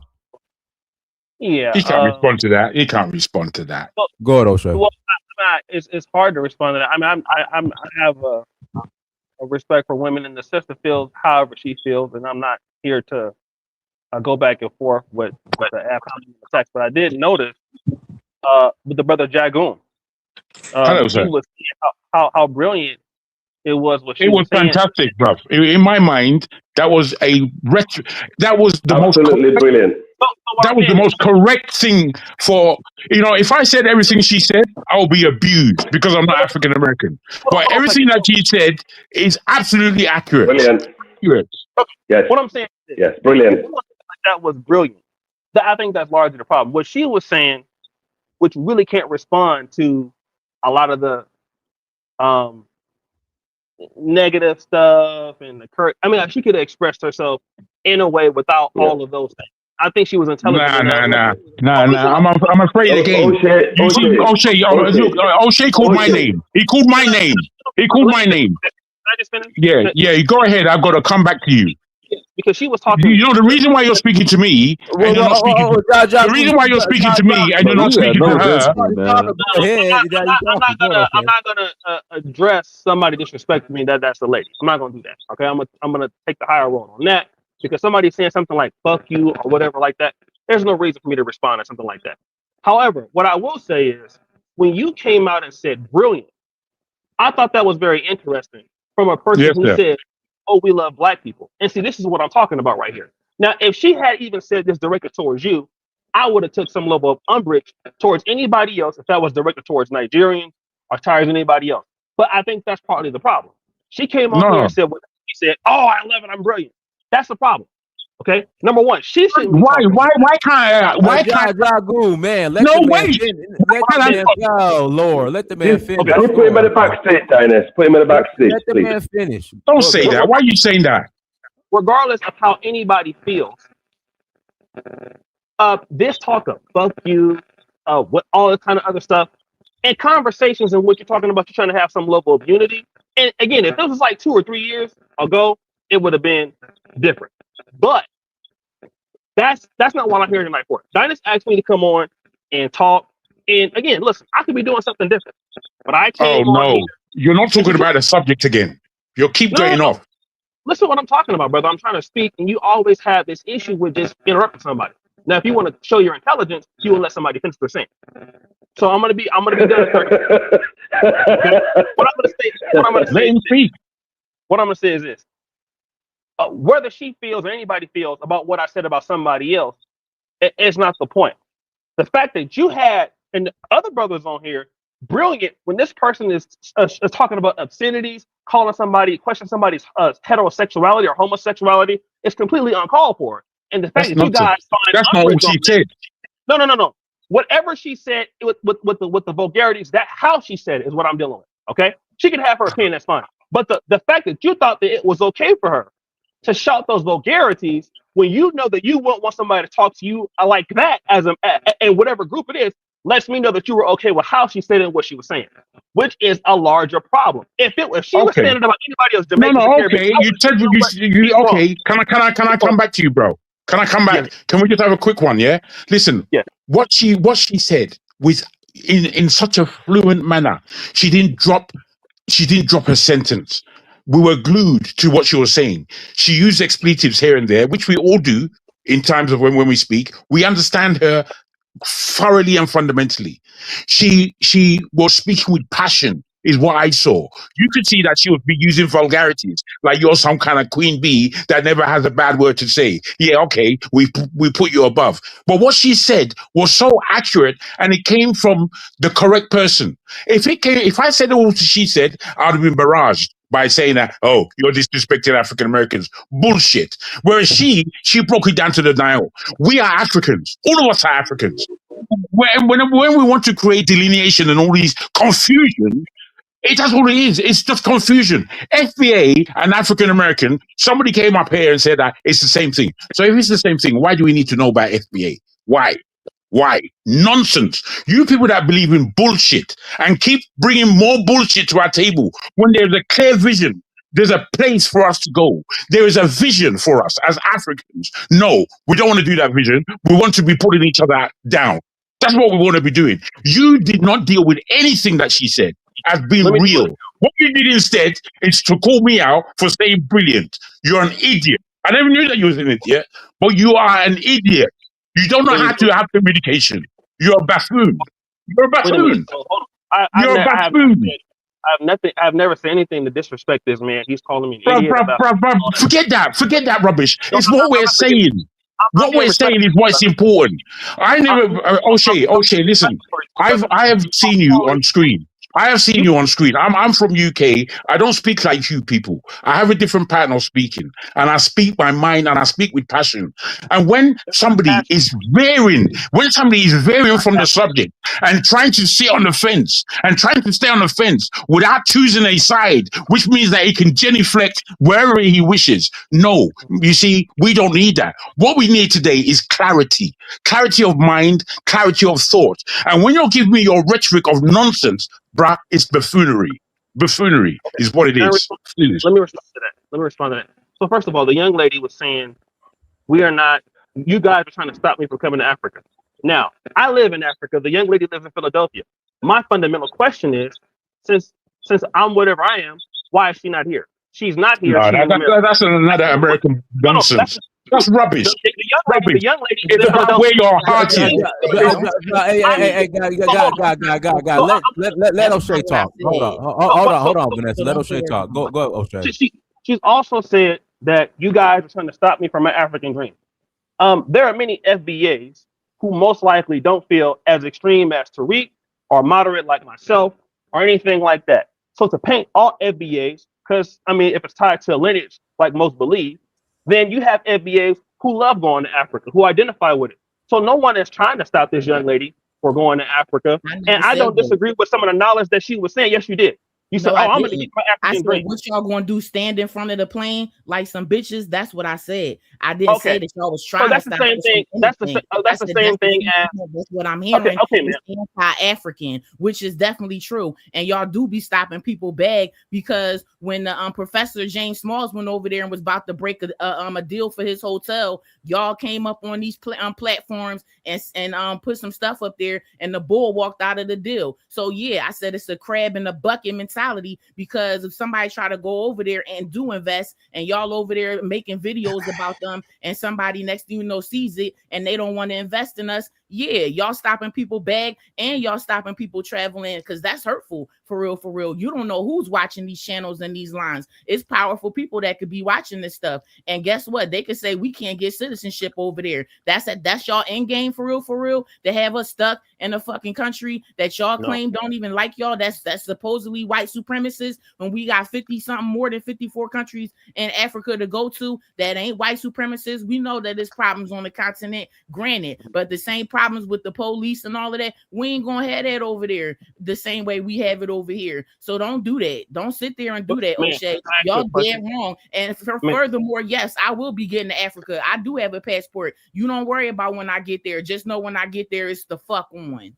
And okay. second of all, too, so what did I curse? Y'all be up here cursing and saying all different stuff. Y'all just can't take a strong black woman and say what she want to say. Like I said, I ain't no fucking puppet. I ain't no Christian nigga. I ain't no Democrat. Oh, Dynasty. well, but that's a $10 Yeah, tariff. I mean, I got Oh, you. yeah, man, I mean, that's Like I nonsense. said, let me I ain't respond to no her. Christian and I ain't no She Democrat. So I don't want to hear none of that crybaby shit y'all be talking about. Fuck out of she here. doesn't Like even. I said before, fuck you, O'Shea, because that was some bullshit Yeah, that she said okay, that's fine. about Dr. That, that, Arikami. that's fine. And like I said, as a woman who's in Africa, I wish that you would learn how to express yourself without I telling can somebody express else. myself any way I want Okay. to. Well, That I'm just you don't hoping that tell you me would. what Let me just how also to deal with express this. myself. Let me I just can say. Let me just say articulate this. myself very well, which I Okay. always do. But I'm Okay. talking. Great. I just said the last comment was for you. I can say All that right. to Got it. you. That's okay. That's fine. I don't know you personally, and that's not what the thing I want to say is this. The young lady doesn't live here. She don't have a work permit here. Nobody knows her for being here. She don't do nothing here. So And after what? she's in Philadelphia. I live here. Okay, that's what I'm known. Two So So if badges, so, two so more so I'm badges not. for I wasn't you. talking about me being over there. I was Stupid, talking about what rubbish Dr. talk. Arikana was doing over Listen, there, this brother and you here, man, talking this shit guy about here. that. Listen, I'm only going to deal with things objectively, and I'm dealing with people's points, not attacking anybody personally. But as far as somebody stopping somebody from coming to Africa, first of all, my Y'all brother can't. Dynasty Amir. Y'all have no power to stop anything. You ain't even got no power No, over here or there. no one So is don't trying sit to there and stop anything, try to honey. change the subject. I'm talking. Keep it on the Can I talk subject. about Y'all have no first of all? power, and it's not a Okay, lineage. Period. Get okay, y'all okay. mind Listen, right. I At the end of the I day, what's was your race, influenced. bro? What is I your race? influenced. What is your race? I'm not talking to her anymore. What is your race? I was Yeah, influenced. because y'all You confused. can't, you can't, you Which can't side imagine. You do can't, you have No, in brother, your Hey, brother, yeah, brother, brother, yeah, yeah, okay, okay. brother. I can't Hold dance on, around hold on. you. We need some decor. Go Every ahead, time I okay. try to talk, yeah. So every time I try to speak, you have this particular brother, Jagoon, because your and her. words is poison. Hey, How's my words? No, my words is not Vanessa, poison. y'all, Let me let just him say this spot. as an example. Uninterrupted. My brother Dynasty Amir, we both from the same city. When he reached out to me, I knew he wasn't who I was. He's the one that got me coming over to the continent. I brought many people to Uganda. Many people have invested in Uganda or Kenya. I have the largest podcast in Africa about repatching to Africa. When somebody gets scammed over here in the community, they don't call Jagoon, they don't call Vanessa, they call me. All right. And So what does as that far as mean? what that means is that I'm on the team Pan Africanism and all of that. I'm So not why you deterring speak? people Why are from you speaking for the other side? Why is well, it so speaking for clear what? that you're Listen, brother, confused in your speech? I was invited to come onto the stream by Dynasty. I Bro, didn't even know stop you. begging, man. Stop all this begging talk. Be a man. Let Bro, him. you I'm trying just, to hear him. Go ahead, I mean, O'Shea. again, man, like again, you get these guys that just for whatever reason he can't Yeah, be we're not as good as All you. right, Jagoon, let him talk. yeah. Go ahead. I must apologize, but this is nonsense. Jagoon, let him. Don't interrupt him. Go ahead, I've O'Shea. never insulted this person or the sister on the panel. Regardless how they feel about me, I've always kept it respectful. What I'm saying is Great. this: I do not believe that it is okay for anybody to diss anybody or to make somebody stumble with coming to Africa. Okay, that's my own personal point of view. Not everybody feels like me. I will say this though, that there are precautions in coming to Africa, just like anywhere else. Now that can be discussed, right? And the reason why I'm being objective is because let me tell you like this: I'm 44, and I believe that's a level of being maturity. I'm trying to see the other side, all right? Or somebody like how I see it from my point of view. I'm trying to see how the other brothers and sisters are trying to see it. And just like everybody on this panel, I want Africa to win and all black people to win too. So I don't know why people think that that's not my case or that that's not what I want. I wouldn't even be here if that's what it was about. So I am for the development of black people all over the world in Africa, however you want to term it. My position is that for Pan Africanism to work worldwide, whether it's with FBAs or Caribbeans, there has to be fairness treatments on all sides.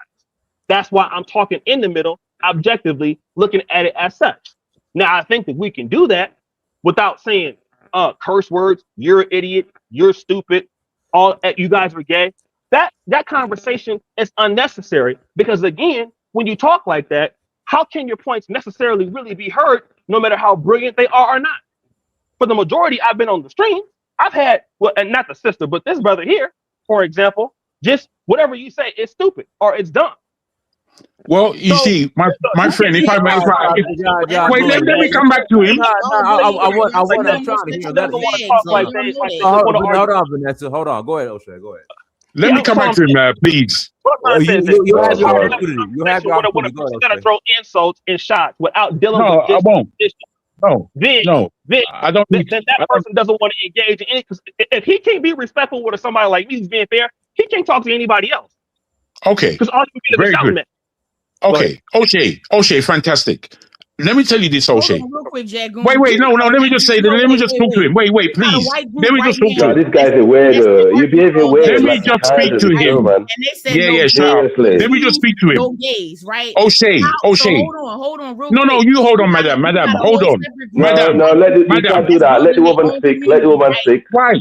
And right now in Arkansas, this white group separated and said we don't want no blacks, no Jews, and no gays or whatever in our group right now. So how dare you going to sit up here and talking about some vicinities and calling people gay and all of that? If I want to live in a country that's gay free, that's what I want to do, and I'm not the only one about it. The gays is really cutting up in this country. And on top of that, they want to be all in the women's bathrooms, all in the women's sports, all in the women's locker room. A black woman can't take a piss without one of these fags or excuse my language, or one of these gays, homosexuals running up in there trying to smell my shit every 5 minutes. Damn, wow. It's hard enough to be a black woman in this country to survive, make money, do what she got to do, take care of the kids, support her man without another man in a fucking wig wanting to come up in there and be all in my goddamn business. So yeah, this is about what's going on in this country and what they trying to spread to the continent and other countries. So what you talking about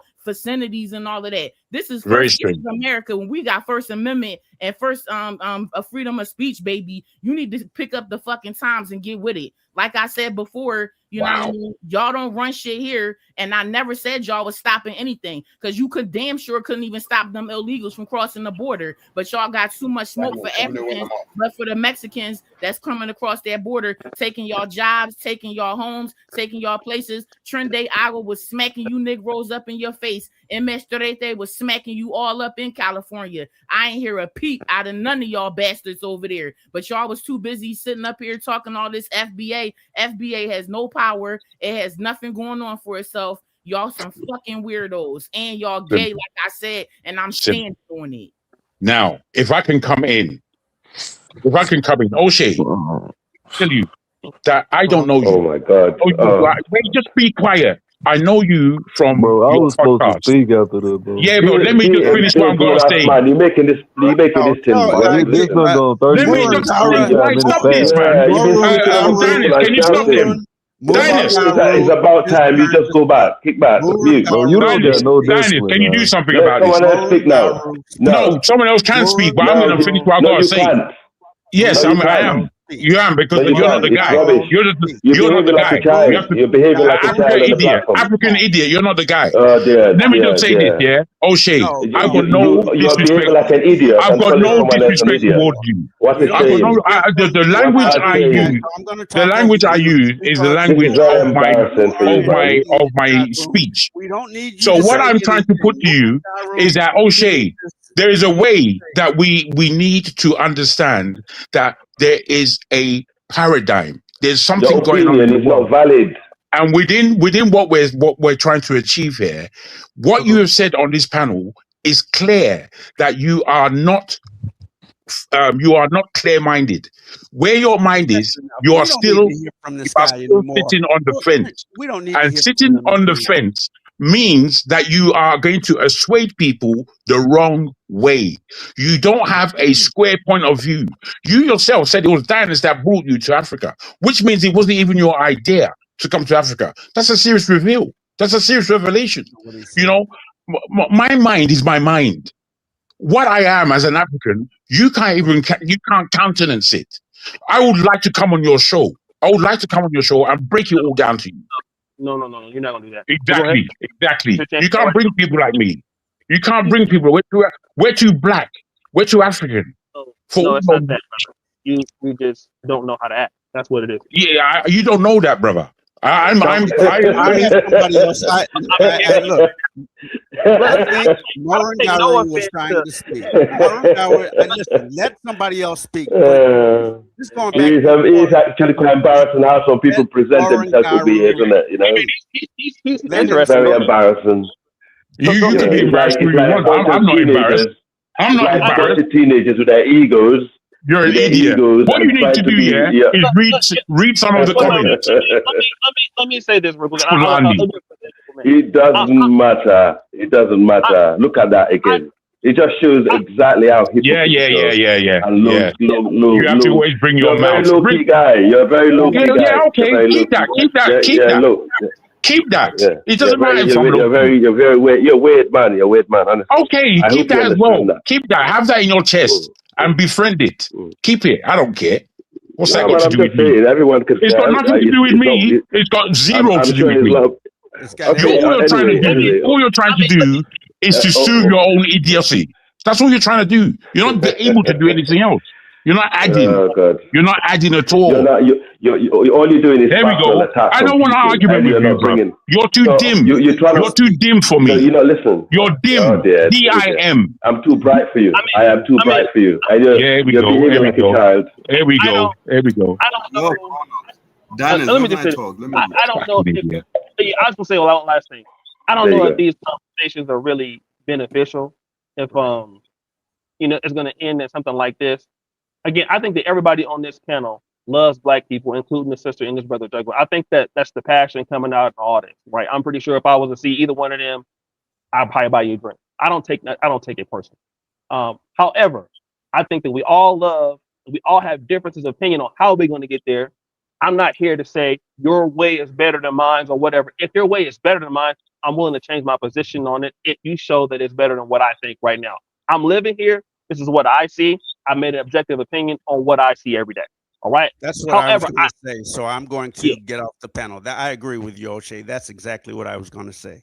no, I'll go ahead. You can talk now. I'm done. What are you going to say? No, I that's was what I was gonna going to say. respond. I think that everybody loves the black man, wants to do well for Africa, America, the Caribbeans. It's just how we get there. And the passion that we have is coming through these different oracles. But I think we're all trying to get to the same point, but we get dragged down because we get so exercised that we start calling people out of their name and making it personal.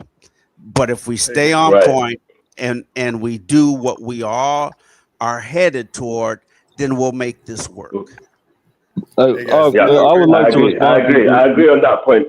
No, I agree on that point, and also the Now, hold problem on, that hold the on, hold on, problem hold that on, the hold on. Hold on, one mic. Go ahead, Benga. Benga's been waiting. Go ahead, Benga. All right, hey guys, Okay. how are you? Look, well grown ups. It gets to be a jungle. There's just no way around it. Everybody wants to speak. The best way is just to let people speak and go on, because at the end of the day, your point is not going to get across, and the point of us being here is going to be lost in this whole ruckus. Okay, I'm going to make it fast. I just want to say mine. O'Shea, I'm not going to curse you, but I'm definitely not your friend. I don't like what you do. I think you're a grifter, and I think anyone that turns the black community against each other, I do not want them. I do not want any part of them. So one of my first points is, yes, African Americans have done a lot of things for the black world. They've put us all on the map in a lot of ways. One of the things they did was the Pan-African movement, right? They started it, they spread it. You could make a point. One of the points the FBAs make is that, our Pan-Africanism is not working for us. It's almost as if you're going through a dark tunnel and you just reach the end and you see the light coming out. And then you get mad. Now you want to just go back or something like that. Pan-Africanism is spreading feverishly right now. The AES, Pan-Africanism is the reason for the AES. Everybody's coming together. I'm Nigerian, 50s. I remember the times I grew up in. I remember I lived in England as well.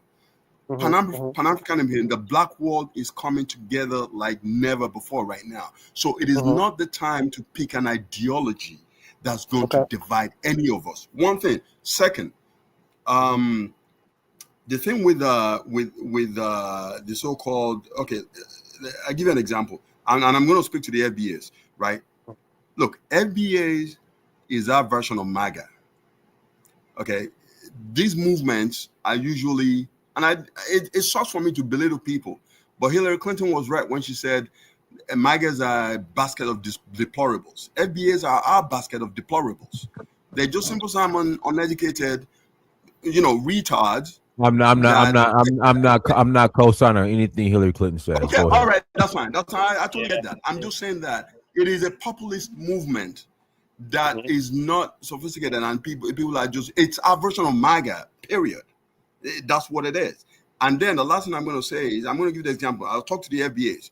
Part of that talking point is, the other diasporas look down on FBAs. They talk bad about them. I'll give you a little history. I went to University of Miami. Do you know what? Does anyone know how the Zopan gang was created, or why? It was created in Miami because African Americans were beating up on Asians.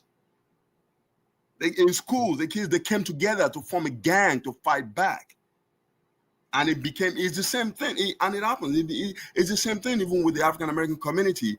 When people were getting oppressed, all of a sudden, the streets took it over and replied back. That's what, so point I'm making is that, and you say, oh, Africans, look, you say Africans say this, Africans say that. Africans themselves, when they came here, they were getting called African booty scratches.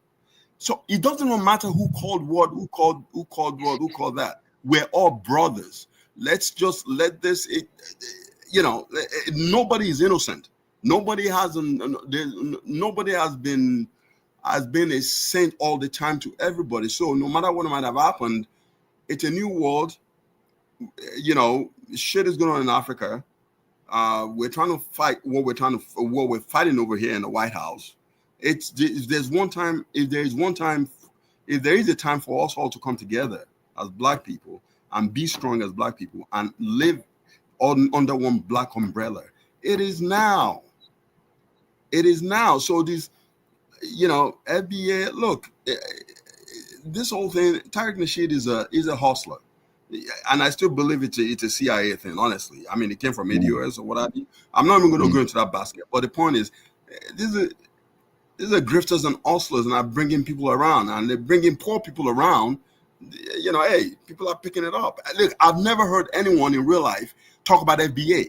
The people I deal with anyway, credible people. I'm here in New York. I don't, even in Harlem, even in the Bronx, in Brooklyn, I haven't heard anyone talking. There's no way you can live in this freaking country as a diasporan without involvement with African Americans. There's no, so this whole thing is a misnomer. All the Black people are together. My business partners are African American, and that's not a big deal. So it's silly talk, and we all need to. I don't know how we're gonna wake up, but the first way we start is let each other talk. And I rest my case.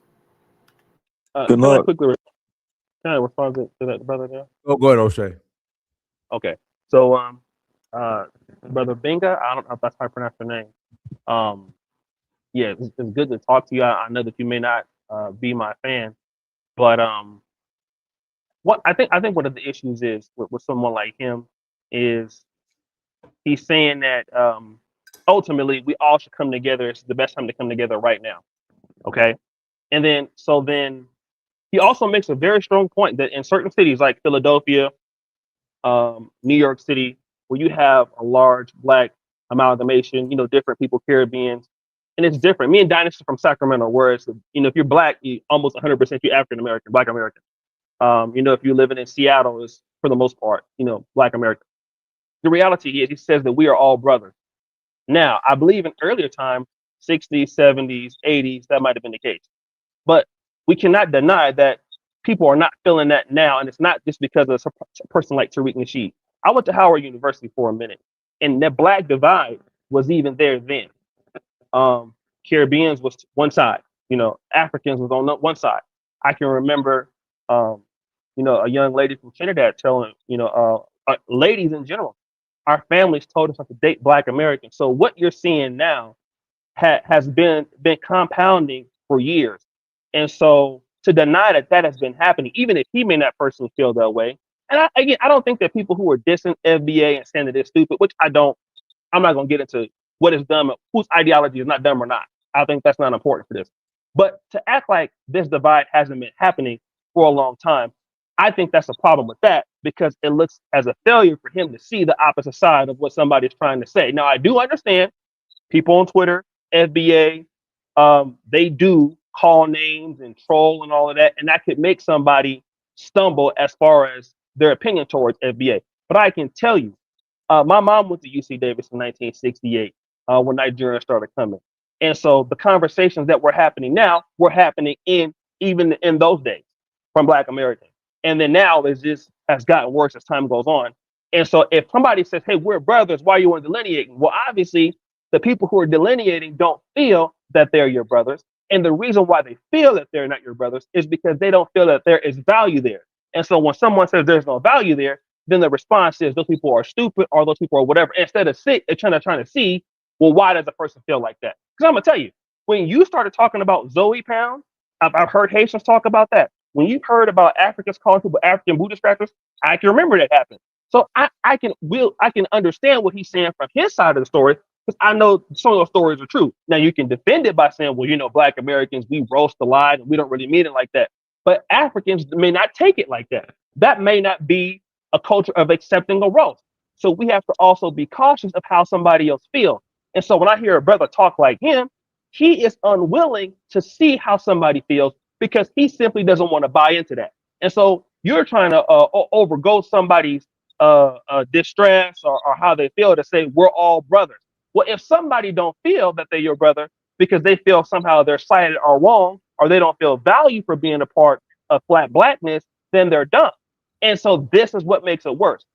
What I've been saying the whole entire time is this. When this brother comes up and he brings his grievances about how Haitian Americans were treated, when Nigerians bring up how they was treated, we should, as Black Americans, largely take notes of that and not say, well, oh, no, we just joking. No, we should take notes of that so that that disrespect doesn't happen in the future.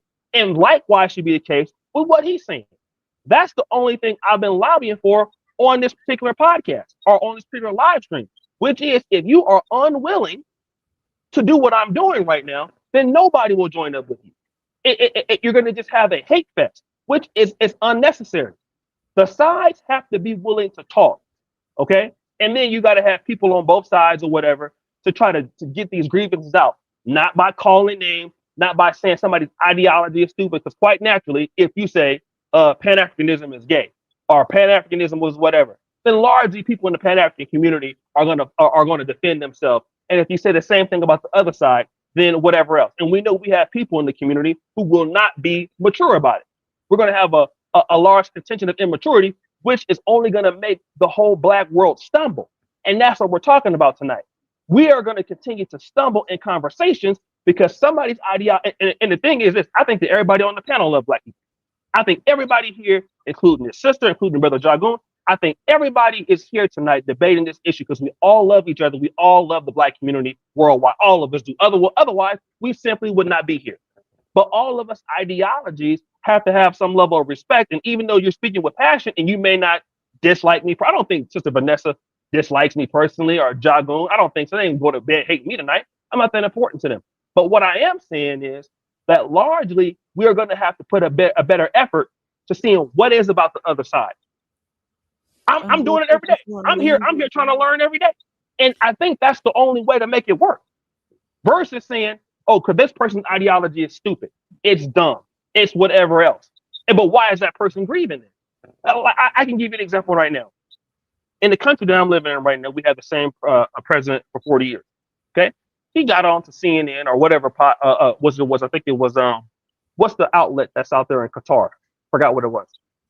He said, listen, why would you want to change? Al Jazeera. Al Jazeera. Why would you want to change? I mean, look at what I've done. in the last 40 years. Okay. And then he said, if you don't feel like I feel, something's wrong with you. Now, quite naturally, that made people upset in the country. Okay. Now you can look at him and say, well, why didn't he consider X, Y, and Z? And I think it's the same way both sides. We have to be willing to take into consideration other people's processes, other people's. If people feel wrong, why do they feel wrong? If Africans come to America and they feel wrong by Black Americans, the question should be fundamentally why. How does that person want to be talked to? How does that person want to be respected? Well, I don't care about how they want to be respected. Okay, then you're not going to get any progress. If we're not willing to make that mature emotional decision, we're going to be stuck. And I'm going to tell you like this. I know you don't like my content. I'm largely a critic of the Black world, all of it, because we have to get things out in the open tonight, which is what the sister has done. It's what Jago, we're getting it out in the open. These conversations, if respectful, can get it out in the open, but it has to be done in a way with some level of understanding. That's all I got to say. Real quick before I leave, Dinus, O'Shea, no, I don't hate you, but I just didn't like and appreciate the bullshit that you said about Dr. Arikana, and that's just how I feel about that part. But other than that, yeah, like I don't even watch your channel or nothing. Like you really are irrelevant to me when it comes to the way how I am, my in my African centered perspective. Now, the only thing that I will say is, you can't speak on how my feelings towards Black Americans is right now. Right now, I don't fuck with Black Americans, or I would say FBA. I'm not going to say African Americans who do share, the same type of same feelings that I have towards Africa. Then we cool. You know what I'm saying? We could rock out all day. But that any Black person in America that's anti-African, screw you. You know what I mean? You're not a part of my circle. You're not a part of my life. Off to you in the wind. And that's just how I feel. I'm connecting with the diaspora in every aspect. And that's how my life is going to move forward. The rest of y'all can kick rocks. If you don't like it, stay away from me. Y'all know where I'm at. I'm in Philly, and it's not a damn thing y'all could do about it. So this is what's going to be taking place from here on out. Because I already see like nobody is really putting their foot down and really, you know what I mean, making it clear. Like, everybody got their own channel and they going to run their channel how it is. Maybe I may start my own channel and I can run my own channel how it is. But when you dealing with me on any of these platforms, stay the fuck away from me. Any of y'all gay ass FBA people, y'all ADOS, Freedmen, y'all gay ass indigenous wannabes, y'all y'all ugly Hebrew Israelites, the Moors, all of them sovereign weirdos. Stay the fuck away from me. Stay the fuck out my way. And that's it. Good night, Dinus. I'll cash app you later. Peace to the rest of y'all. And that's it. Let somebody else know. And don't be too long because it's getting late. Peace. I've been waiting to respond to what Invisible Man said. Go ahead. Yeah, I wanted to respond to his sentiments in regards to counterintelligence. The reason why I say it's a psyop is because the behavior is consistent of psyops in the past. When you go back to Margaret Sanger, how she used prosperity preachers, when you go back and look at how they used the quote unquote Black Panther Party, Nation of Islam to cause dissension, and just in regard to any movement or groundswell that they see occurring, they're going to try to create something and formulate something to be a deterrence with it. So that's just common as far as historical precedence is concerned. In regards to Pan-Africanism, like I said earlier, it's become too generalized and too watered down. You're not finna call nobody no communist that hasn't read the Communist Manifesto by Karl Marx. It's too many people that are quote unquote calling themselves Pan-Africanists that are not familiar with none of the formulated literature, that are not familiar with all of the ideologies that formulated it in the beginning. And it's just causing too much confusion. You got people talking about they Black conservatives pumping up Nicki Minaj and Trump, like the sister said. I don't know where that comes from. And you talking about you some Pan-Africanists. These ideologies are diametrically opposed. You can't be pro-American and then a Pan-Africanist. America's agenda is to destroy and limit the progress of Black people in Africa as a whole. It's a conflict of interest. People got to choose their side. If you want to be in the middle, you're going to be in the middle, but you need to stop watering down the ideology, because it's not what it professes to be for most people, of what I'm saying. So I'll yield the mic. Y'all have a good night. But who's watering down the ideology? I'm trying to understand what he's talking about. No, I'm when the sister brought up some Nicki Minaj and MAGA with conservatives saying she's going down there with them, just like she's talking about she's a Pan African is trying to go to Africa. Like that no, Trump is diametrically opposed to any African progress. He's dude is a colonizer. Gotcha, what you're saying. Okay. That's what I'm talking about. Like that type of sentiment is common, is a common occurrence throughout most of the panels that I see, regardless. Like if people, and that's what it's within black culture specifically everywhere. We have these contradictory. You have somebody that's saying they're a Muslim on one end, and then they saying they're a Pan Africanist. The Muslims prioritize the Ummah, and it's Islam first, and any nationalism is come second. It's too much wishy washy straddle the fence, and it really waters down the ideology. And when you have a watered down ideology, it stagnates it. And when you have different agendas, it stagnates it. And that in itself is a CIA psyop as well, to stop movements as well. All right, let me read these super chats real quick. Let's see here. Shout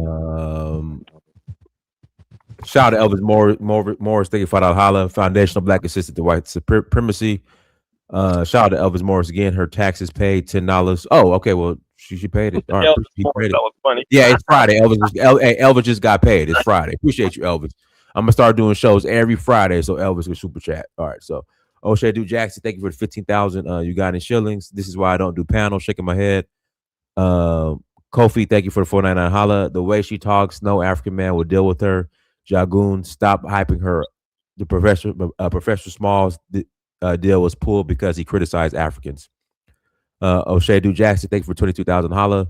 Shout out to the sister Vanessa and brother Jagoon. I don't any offense to what was said tonight. I'm sure they love the community also. Lion Champion 587, thank you for 999 pounds. Big shout out to our wonderful sister Vanessa, the truth teller. Hey, let me say something though, O'Shea. So we used to have these things called Sunday Night Rumbles on O'Shea's channel. This is PG compared to the Rumbles. Oh my God. This is PG compared to the Rumbles. I might bring it back. Back in 2017, 2016. Should I bring it back? Yeah, why not? This is They'll PG. be mad. This is PG compared to the Rumbles. Yeah, they ain't All right, bringing it back. go ahead, Bang. Unmute yourself, Bang. Yeah, can you hear me? Yeah. Okay. Let me be quick and stuff like that, right? Because at the end of the day, I do think black folks in America should get their own like their own identity that they want to call themselves and everything. Because at the end of the day, me, I would never like if I see like something like a government idea or whatever I'm trying to get, I don't never identify myself African American. I always choose black or something like that, because I truly believe that the African American thing belongs to them. If they do want to call themselves that, or if they do want to call themselves something else and stuff like that. So, I take my hands off of that. But at the same time, when you look at so-called these foundation Black Americans, like now they're going through mainstream media, ABC giving them a shout out and stuff like that. You got Tucker Carlson giving them a shout out and stuff like that. Nothing wrong with that as well. But if the foundation Black Americans started it as if they were attacking the white folks or the Latinos, I don't think the mainstream would have given them a boost, because we know who controlled the main street, But end of the day, if you're gonna try to, start a found, whatever ideology or whatever they call your people, but then why start it with the found, why start it and then bashing Africans? That's what I don't get, especially in your own country, where like Africans are probably like less than 3%. And then Africans don't really control nothing in this country. You don't have no state where you need African vote for that person to become a governor, or you need African vote for that person to become a big time mayor in a big time city, or somewhere like senator, or something, or like House of Representative at all. So in a sense, it's just like if your goal is trying to better your people, you should go for the bigger thing, like get your people in the way where you could project power later on, not get in your people where it's like, oh, F you, F me, F them people over there. They talking about us. They doing this about us. You understand? Because Africans don't control nothing in this country, really, when you look at it. But, you know, in a sense, like everything, because if you want to start there and separate yourself, nothing wrong with that. But in my view, for a black nation to get respect, it starts in Africa. It doesn't start in America. If Africa never developed the way it's supposed to, the black race, like whatever you identify yourself, you will never get respect. You will never get respect. If that continent over there do not fix themselves up within the next 10 to 20 years, we would never get respect. We would never get respect. I don't care. I don't care what type of name you call yourself. I don't care what type of tribe you call yourself. Even if in my tribe as well, we would never get respect. Never get respect. We would just be somebody else walking around, and then the foreigner tell us what to do. Currently, like what's going on in majority African countries as well. So in a sense, just like how the Super Bowl coming up Sunday, right? I guarantee y'all, when y'all watch the Super Bowl, right, you're gonna see a bunch of commercials and stuff like that. You're gonna see the American flag, you're gonna see the Jets, you're gonna hear the national anthem, you're gonna hear all these things, right? But once it comes to that money, who controls everything, you're gonna see the players, they're black. It's probably about 70 to 85% of them, they're black, right? But once you start getting to that commercial, you might see the black faces.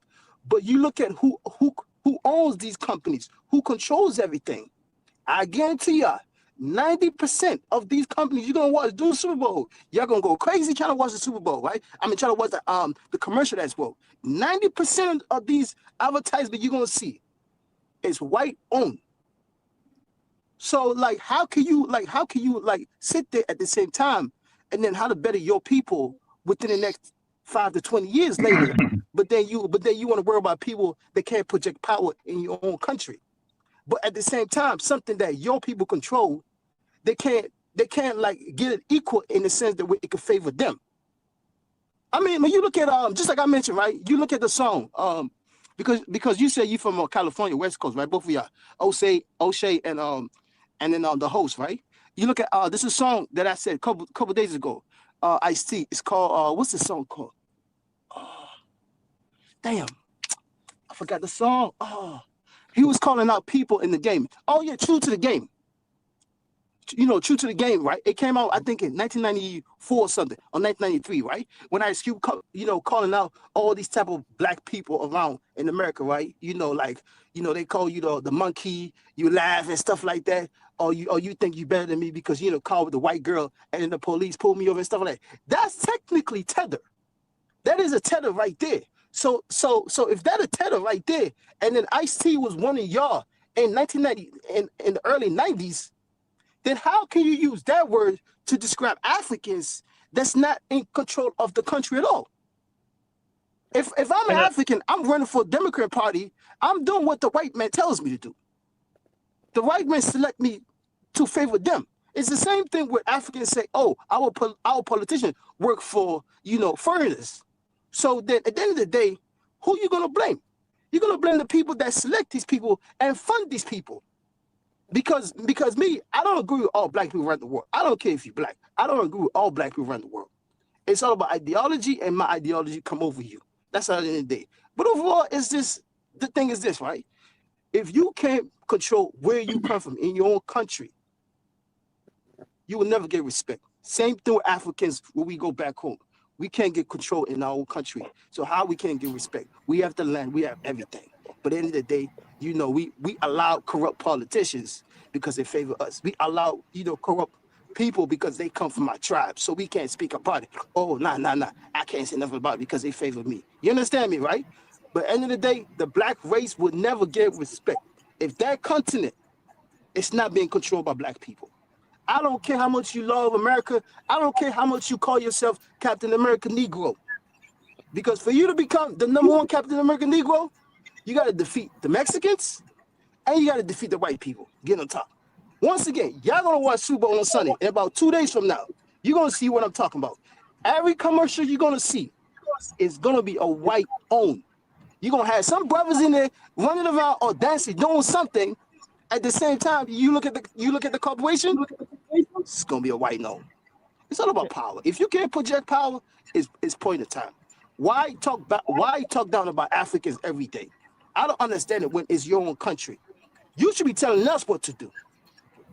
When Africans come over here, you should telling us what to do, and then we can't do nothing about it because you know why? Y'all got the country control under y'all in certain positions. But if I come up here now, I'm trying to be some type of mayor or whatever senator. I ain't gotta really listen to y'all. I just gotta go through what the white man tells me or the white woman tells me, and that's about it. Same thing in Africa. All right, guys, when we these gotta, people come over, we gotta close out. Hey, everyone, thanks so much for joining. Like, share, subscribe. Until next time, family. That is Amir Search for Huru. Peace.